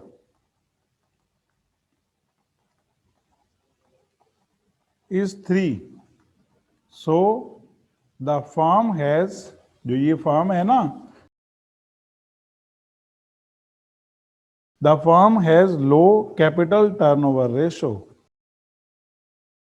इंडस्ट्री के कंपेयर में कम है कैपिटल टर्नओवर रेशो। इसके बाद बच्चों fourth part, what are the operating, financial and combined leverages of the firm. जब आपने इनकम स्टेटमेंट बना दी बच्चों, तो ये तो बड़ी आसानी से कंप्यूट हो जाएंगे।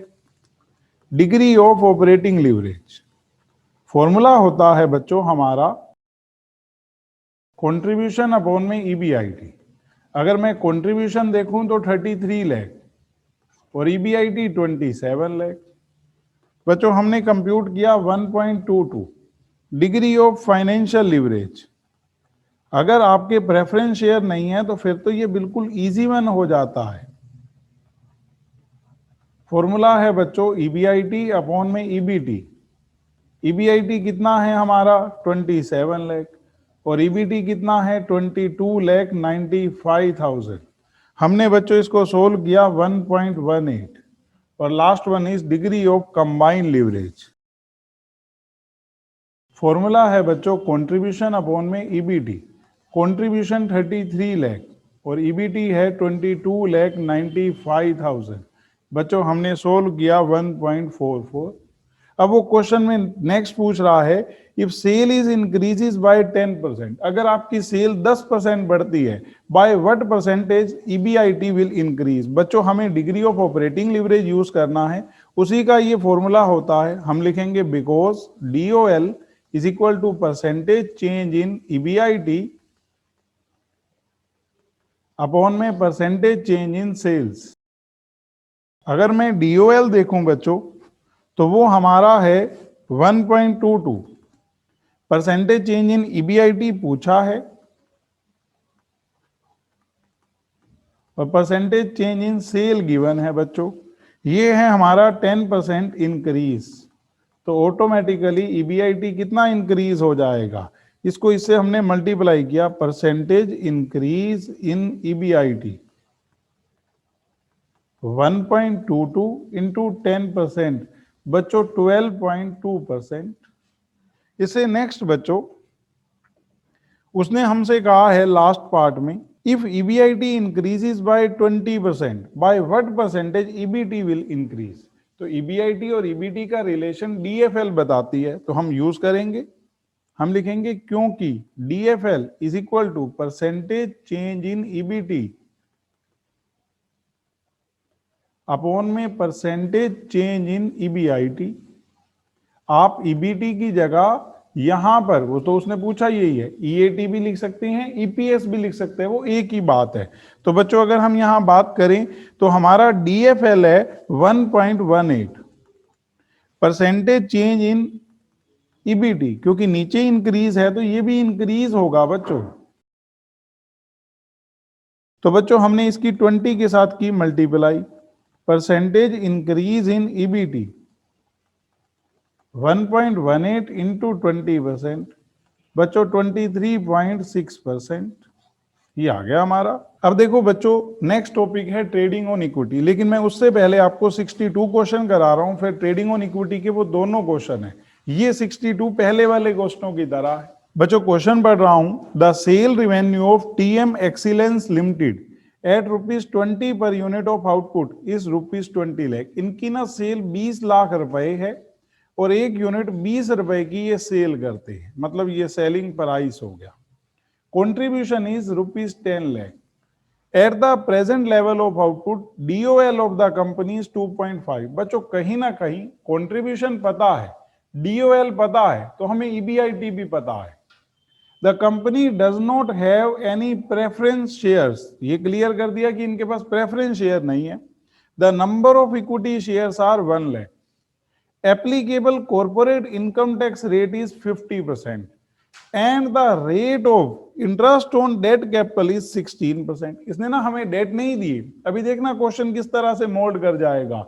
इसने हमें इंटरेस्ट का रेट बता दिया, ये बता दिया प्रेफरेंस शेयर्स नहीं है, तो मैं समझ गया कि जो डीएफएल का फॉर्मूला होना है ना, वो होना है ईबीआईटी अपॉन ईबीटी। और अगर मेरे से कोई कहे डीसीएल का फॉर्मूला, तो मैं कहूंगा कंट्रीब्यूशन अपॉन में ईबीटी। आगे कहता है what is the EPS at sales revenue of 20 lakh. बच्चों मैं ईपीएस पे पहुंच सकता हूं एक बार मुझे इंटरेस्ट पता लग जाए, क्योंकि ईबीआईटी पर कैसे पहुंच रहा हूं, मेरे पास कंट्रीब्यूशन है, मेरे पास डीओएल है, तो मैं फॉर्मूले में पुट करता हूं तो सीधा ईबीआईटी पर पहुंच जाता हूं। अब एक बार इंटरेस्ट पता लग जाए ईबीटी पे आ जाऊंगा, टैक्स का रेट 50% दे रखा है, लेकिन इसने ये तो बता दिया कि डेट का जो इंटरेस्ट रेट है वो 16% है, लेकिन डेट नहीं बताया। अब आगे सुनना क्या कह रहा है, and the amount of debt capital, वो हमें ही कंप्यूट करनी है, if 25% decline in sale will wipe out EPS. वो कहता है अगर हमारी सेल 25% डाउन हो जाए तो हमारा ईपीएस 0 हो जाएगा, वाइप आउट हो जाएगा, खत्म हो जाएगा। तो मैं कहूंगा अच्छा, अगर सेल में 25% चेंज हो रहा है तो ईपीएस में 100% चेंज हो रहा है। आपका ईपीएस मान लो 1 रुपया है, वो 0 हो गया, तो मेरे से कोई पूछे कितना चेंज हुआ, मैं कहूंगा 100%। चाहे वो 2 रुपए था, 5 रुपए था, अगर वो 0 हो जाता है, उससे वाइप आउट हो जाता है, तो इसका मतलब उसमें कितना चेंज हुआ, 100%। अब मुझे क्वेश्चन समझ आ रहा है कैसे होगा। देखो, मैं डीसीएल पे पहुंच सकता हूं, परसेंटेज चेंज इन ईपीएस पता है मेरे को 100% अपॉन में परसेंटेज चेंज इन सेल्स। एक बार बच्चों मैं डीसीएल पे पहुंचा, उसका फॉर्मूला होता है परसेंटेज चेंज इन ईपीएस, मतलब डीसीएल पे पहुंच गया। अब डीसीएल का फॉर्मूला होता है कंट्रीब्यूशन अपॉन में ईबीटी। कंट्रीब्यूशन तो है मेरे पास, मेरे को वो सीधा पहुंचा देगा ईबीटी पे। ईबीटी में से मैं घटाऊंगा टैक्स, मैं आ गया अर्निंग आफ्टर टैक्स पे, और अर्निंग आफ्टर टैक्स पे आ गया नंबर ऑफ इक्विटी शेयर्स बता रखे हैं, ईपीएस निकल आया। उसने एक तो मेरे से ईपीएस पूछा है, समझो मेरा वो आ गया। दूसरे नंबर पे उसने क्वेश्चन में पूछा है डेट बता दो। अगर मुझे ईबीआईटी पता है, मुझे ईबीटी पता है, तो मुझे इंटरेस्ट पता है, और इंटरेस्ट भी पता है, और इंटरेस्ट का रेट भी पता है, तो डेट तो कैलकुलेट हो जाएगा। एक बार फाइंड आउट करते हैं। देखो बच्चों, हमने ना क्वेश्चन को किस तरह से स्टार्ट करना है ये रेलेवेंट है।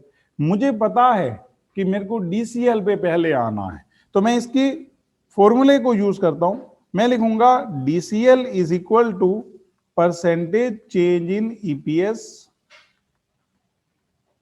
अपॉन में परसेंटेज चेंज इन सेल्स। बच्चों इसने हमें बोला कि ये 100% चेंज हो जाएगी अगर इसमें 25% डिक्रीज आता है, तो हमने इसको सोल्व आउट किया 4, तो हमारी डिग्री ऑफ कंबाइंड लिवरेज 4 आ गई। अब आप ध्यान देना बच्चों, कंट्रीब्यूशन उसने हमें दे रखा है 10 लाख। सबसे पहली लाइन में ही उसने हमें कंट्रीब्यूशन बता दिया था 10 लाख। बाकी चीजों का यूज तब होता अगर वो हमसे इनकम स्टेटमेंट बनवाता कुछ और। उसने तो 2 क्वेश्चन पूछे हैं, कहते एक तो 20 लाख की सेल पर मेरा ईपीएस बता दो, और दूसरे नंबर पे मुझे इंटरेस्ट का, मुझे डेट कैपिटल बता दो। तो मैं दोनों जगह पर पहुंच जाऊंगा, मैं पहले फर्स्ट कर रहा हूं। आप एक बार डीसीएल का फॉर्मूला यूज करना, हम कहेंगे कंट्रीब्यूशन अपॉन में ईबीटी।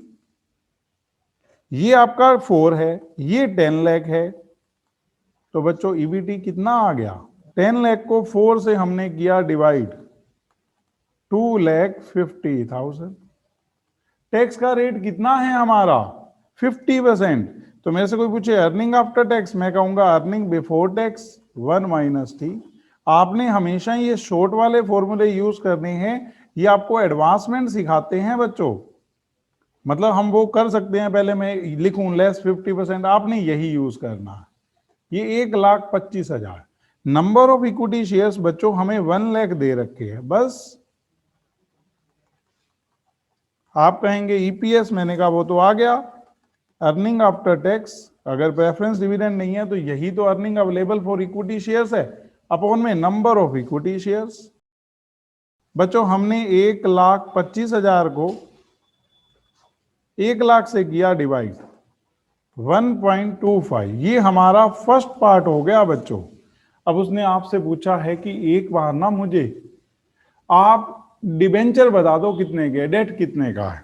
देखो बच्चों ये पूछ रहा है and the amount of debt capital of the company, तो मैं कहूंगा अच्छा डेट बताना है। इंटरेस्ट तो मैं कंप्यूट कर सकता हूं, मेरे पास ना डीओएल है जिसकी हेल्प से मैं ईबीआईटी पे पहुंच जाऊंगा, और ईबीटी है। ईबीआईटी और ईबीटी का डिफरेंस क्या होता है, इंटरेस्ट। तो मैंने कहा ये आ जाएगा बच्चों, मैंने लिखा क्योंकि DOL is equal to contribution upon में ईबीआईटी। ये आपका 2.5 बताया है इसने, ये 10 लाख है। तो बच्चों हमारा EBIT आ गया 10 लाख अपॉन में 2.5 4 लाख, और हमारा EBT दे रखा है 2,50,000। ये बच्चों अभी निकाला है। तो 4 लाख और 250 का डिफरेंस किया हमने। इंटरेस्ट EBIT माइनस EBT, तो मैं कहूंगा 4 लाख माइनस 2,50,000, बच्चों 1,50,000। अगर आप मुझे कहते हो कि बच्चों डेट है, रेट अपॉन 100, ये इंटरेस्ट निकालने का तरीका होता है। ये 150 है, डेट आपने मेरे से पूछा है, और ये आपका 16% है। तो हमने डेट कंप्यूट किया 150 100/16, बच्चों हमने 16 आउट किया, ये हमारा आ गया 9,37,500। ऐसे कंप्यूट करना है बच्चों हमें। अब देखो बच्चों, हम टॉपिक पढ़ रहे हैं ट्रेडिंग ऑन इक्विटी। हम आराम से समझेंगे कि क्या है ये टॉपिक, हमें क्वेश्चन में किस तरह से करके देना होगा इस क्वेश्चन को। बच्चों हम ये कहेंगे कि when a firm borrow on the basis of equity, जब एक फर्म उधार लेती है इक्विटी के बेस पर, that is called trading on equity. हमसे वो पूछेगा कि क्या मुझे ट्रेडिंग ऑन इक्विटी करनी चाहिए या नहीं करनी चाहिए, कि मेरे को उधार लेना चाहिए या नहीं लेना चाहिए। तो मेरा आंसर होगा कि अगर उधार लेने से आपका EPS ROE बढ़ रहे हैं, then you should go with debt. आपको डेट के साथ जाना चाहिए। You should do trading on equity, it is favourable. लेकिन अगर उधार लेने के बाद हमारा EPS अब से कम हो जाता है, ROE डाउन आ जाती है, मैं ROE इसलिए कह रहा हूं, वैसे तो हम EPS ही निकाल लेते हैं, लेकिन कई बार ना हमें नंबर ऑफ शेयर ना बताकर इक्विटी शेयर कैपिटल देकर चला जाता है, इक्विटी शेयर होल्डर फंड देकर चला जाता है, तो वो EPS और ROE एक जैसा काम करते हैं। तो हम लोगों की अगर ROE बच्चों डाउन आ रही है, तो ट्रेडिंग ऑन इक्विटी आपके लिए एडवर्स इफेक्ट कर रहा है, वो अनफेवरेबल है आपके लिए। तो हमें यही लिखना चाहिए पड़ेगा कि ट्रेडिंग ऑन इक्विटी फेवरेबल है या नहीं है। तो एक बार देखो आप क्वेश्चन नंबर 60, बिल्कुल आसान क्वेश्चन होते हैं, हमें सिर्फ कंसेप्ट समझ आना चाहिए। A limited, B limited, C limited give the following information relating to the accounting year 1 January 2000 to 31 December 2000। बच्चों रुपीस इन लैक्स है, तो ये हमें तीनों कंपनियों का डेटा दे रखा है, A limited, B limited, C limited. बच्चों मैं यहां देख पा रहा हूं वो हमें नेट एसेट बता रहा है, उसमें से करंट लायबिलिटीज अगर हम लेस कर दे तो debt is called capital employed. Capital employed का मतलब होता है डेट प्लस इक्विटी। तो टोटल एसेट में से करंट लायबिलिटी घटाओगे तो ये देखो आपने उसने आपको कॉम्बिनेशन भी दे दिया। मैं देख पा रहा हूं कि जो डेट है ना वो ए लिमिटेड में सबसे ज्यादा है, बी लिमिटेड में उससे कम, और सी लिमिटेड में इन सबसे सबसे कम।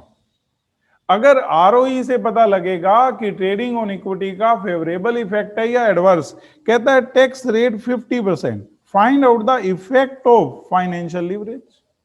क्यों जो आप डेट ले रहे हो उसका ट्रेडिंग ऑन इक्विटी आपके लिए फेवरेबल है या नहीं, इफेक्ट बताओ। तो मैं कहूंगा फाइनेंशियल लिवरेज अगर फेवरेबल काम करती है तो करो, नहीं तो नहीं लो डेट। आप एक चीज समझो, मैं इससे हटके बात कर रहा हूं, एक पर्सन का एक बिजनेस है, अच्छा चला हुआ है, वो एक्सपेंशन कब करेगा, जब उसको एक्सपेंशन से फायदा होगा, अदरवाइज उसको ज्यादा एफर्ट करने की जरूरत क्या है। सिमिलरली आप यहां समझो, फर्म क्यों डेट लेगी, डेट का पैसा लेकर हमने फर्दर इन्वेस्ट करना है ताकि हमारी अर्निंग बढ़ जाए, तो वो हम चेकआउट करके सीधा बता देते हैं। तो एक बार हम यहां कंप्यूट करते हैं। मैंने बच्चों ROE निकालनी है क्योंकि मेरे पास नंबर ऑफ इक्विटी शेयर्स नहीं है। अगर मैं यहां देखूं तो आपने मेरे को सिर्फ इक्विटी शेयर कैपिटल बताई है, यूं नहीं बताया एक शेयर 10 रुपए का है, 100 रुपए का है, 1 रुपए का है। तो मैं नंबर ऑफ शेयर्स पर चाह कर भी नहीं पहुंच सकता, इसलिए मैं क्या कंप्यूट करूंगा, ROE। अब मैं चलता हूं यहां पर, मेरे को EBIT बताई गई है, earning before interest on long term loan and tax. मेरे पास इंटरेस्ट तो आसानी से अवेलेबल है क्योंकि डेट पता है, रेट पता है, तो मैं इंटरेस्ट घटा दूंगा तो EBT आ जाएगा। उसमें से उसके बाद मैंने टैक्स घटाना है, 50% है, अर्निंग आफ्टर टैक्स आ गया, और इक्विटी शेयर कैपिटल है, सीधा ROE पे पहुंच जाऊंगा। तो मैंने किया। बच्चों हम लोग इसमें 3 कॉलम बना देंगे, इनकम स्टेटमेंट लिख देते हैं, इसी के अंदर ही कैलकुलेशन हो जाएगी और लास्ट में कमेंट लिख देंगे A limited, B limited, C limited. तो जहां रुपीस होगा वो समझो इन लैक्स ही चल रहा है हमारा। तो हमने यहां किया ईबीआईटी, बच्चों वो हमें दे रखा है 1,50,000, 1.5 लाख। इसमें से हमने लेस किया इंटरेस्ट। मैंने बोला है जहां भी रुपीस होगा हमने ऊपर लिख दिया है रुपीस इन लैक्स। तो इंटरेस्ट अगर मैं देखूं पहले केस में बच्चों, तो 6 लाख का 10% 60,000, 5 लाख का 10% 50,000 और 2.5 लाख का 10% 25,000। क्योंकि रुपीस इन लैक्स है तो 60,000 को आप यूं लिखोगे, 50,000 और 25,000। बच्चों लेस कर दिया हमने। एक बार देखो earning before tax 0.90, 1, 1.25 less tax 50%, 0.45, 0.50, 0.625। बच्चों हमने इसको लेस किया, ये अर्निंग आफ्टर टैक्स आ गया 0.45, 0.50, 0.625। अब आ जाओ आप अपनी इक्विटी पर। तो अगर मैं यहाँ इक्विटी देखूं बच्चों, तो पहले केस में 4 लाख, ये शेयर कैपिटल ही है, रिजर्व एंड सरप्लस नहीं है तो माना जाएगा वो नहीं है क्वेश्चन में। 5 लाख और 7.5। बस बच्चों आप इसको इससे डिवाइड करो। ROE परसेंटेज में लिखते हैं हम हमेशा, अर्निंग आफ्टर टैक्स अपॉन में इक्विटी इंटू 100। हमने किया बच्चों कंप्यूट। ये पहला आ रहा है 11.25%, दूसरा 10% और तीसरा आ रहा है बच्चों 8.33%। बच्चों इसमें ना हम DFL कंप्यूट कर देते हैं क्योंकि उसने डिग्री ऑफ फाइनेंशियल लीवरेज का ही पूछा है और ट्रेडिंग ऑन इक्विटी उसी के ही टर्म करते हैं हम लोग DFL। आप कहेंगे EBIT अपॉन में EBT। एक बार करते हैं कंप्यूट। यहां 1.50 अपॉन में 0.90, दूसरे केस में बच्चों 1.50 अपॉन में 1 और तीसरे में 1.50 अपॉन में 1.25। हमने कंप्यूट किया 1.67, 1.50 और 1.20। अब अगर मेरे से कोई पूछे कि सबसे ज्यादा लीवरेज कौन सी है फर्म लीवर्ड, मैं कहूंगा ये, और सबसे ज्यादा ROE किसकी है, इसी की है। तो हम कहेंगे degree of financial leverage has favourable effect, और उसके बाद हम लिखेंगे सो trading on equity is recommended. हम कहेंगे कि इनको ट्रेडिंग ऑन इक्विटी करनी ही चाहिए। अब देखो बच्चों 61 लास्ट क्वेश्चन है इसका। 62 हमने पहले कर लिया है। G Limited and H Limited are both in same business having same capital employed. Their capital structure and extract of income statement are as follows। तो बच्चों इसने दोनों कंसर्न की हमें हर एक चीज बता दी। इवन आप ये समझो कि पूरी की पूरी इनकम स्टेटमेंट टाइप दे दिया EBIT, इंटरेस्ट घटा दिया EBT, टैक्स लेस कर दिया, earning after tax, number of shares भी बता रखे हैं। क्वेश्चन पूछ क्या रहा है, कहते हैं show the impact of trading on equity by comparing EPS and DFL of two companies. तो बच्चों हमें सिर्फ दोनों चीजें कंप्यूट करके कमेंट लिखना है कि उसका क्या इफेक्ट है, वो फेवरेबल है या फेवरेबल नहीं है। बच्चों अब हमें पूरी इनकम स्टेटमेंट नहीं बनानी, हमें सिर्फ एक टेबल बनानी है जिसमें दोनों कंसर्न के कॉलम बन जाएंगे और दो ही चीजें उसमें कंप्यूट करनी है। ये G Limited हो गई, ये H Limited हो गई। सबसे पहले बच्चों अगर मैं यहां देखूं तो मैंने EPS निकाला क्योंकि वो कहता है bye comparing EPS and DFL। ये आपका अर्निंग आफ्टर टैक्स है, ये नंबर ऑफ इक्विटी शेयर्स है। तो बताओ सिर्फ डिवाइड ही तो करना है। हमने यहां बाहर फॉर्मूला लिखा अर्निंग आफ्टर टैक्स अपॉन में number of equity shares 3,23,700 divide में 1,60,000, दूसरे केस में 2,45,700 अपॉन में 60,000। दूसरे नंबर पे बच्चों हम DFL निकाल रहे हैं। EBIT हमारे पास है, EBT हमारे पास है, जस्ट पुट करना है। EBIT हमारी 5,10,000 है और EBT 4,98,000। दूसरे केस में 5,10,000 अपॉन में 3,78,000। पहले में हमारा ईपीएस आ रहा है 2.02 और दूसरे में 4.10। अगर मैं डीएफएल करूं तो ये 1.02 और यहां पर 1.35। तो आप देखो ना बच्चों, जहां फाइनेंशियल लीवरेज ज्यादा है वहां ईपीएस भी ज्यादा है। ये आप अगर देखो तो ये इससे ज्यादा है, इसके कंपेयर में ईपीएस काफी ज्यादा है। तो हम कहेंगे कि यहाँ तो आपकी ट्रेडिंग ऑन इक्विटी हम रिकमेंड करते हैं, फेवरेबल है। तो हम यहाँ लिखेंगे the effect of financial leverage is favorable because EPS is increasing with increase in financial leverage। जैसे ही आपकी डिग्री ऑफ फाइनेंशियल लिवरेज बढ़ रही है ना, आपका ईपीएस बढ़ रहा है। सो trading on equity is recommended. हम कहेंगे कि आप इसको करो, अभी तो इसका फायदा है हमें प्रेजेंट सिचुएशन। तो ये बच्चों हमारा चैप्टर हो गया।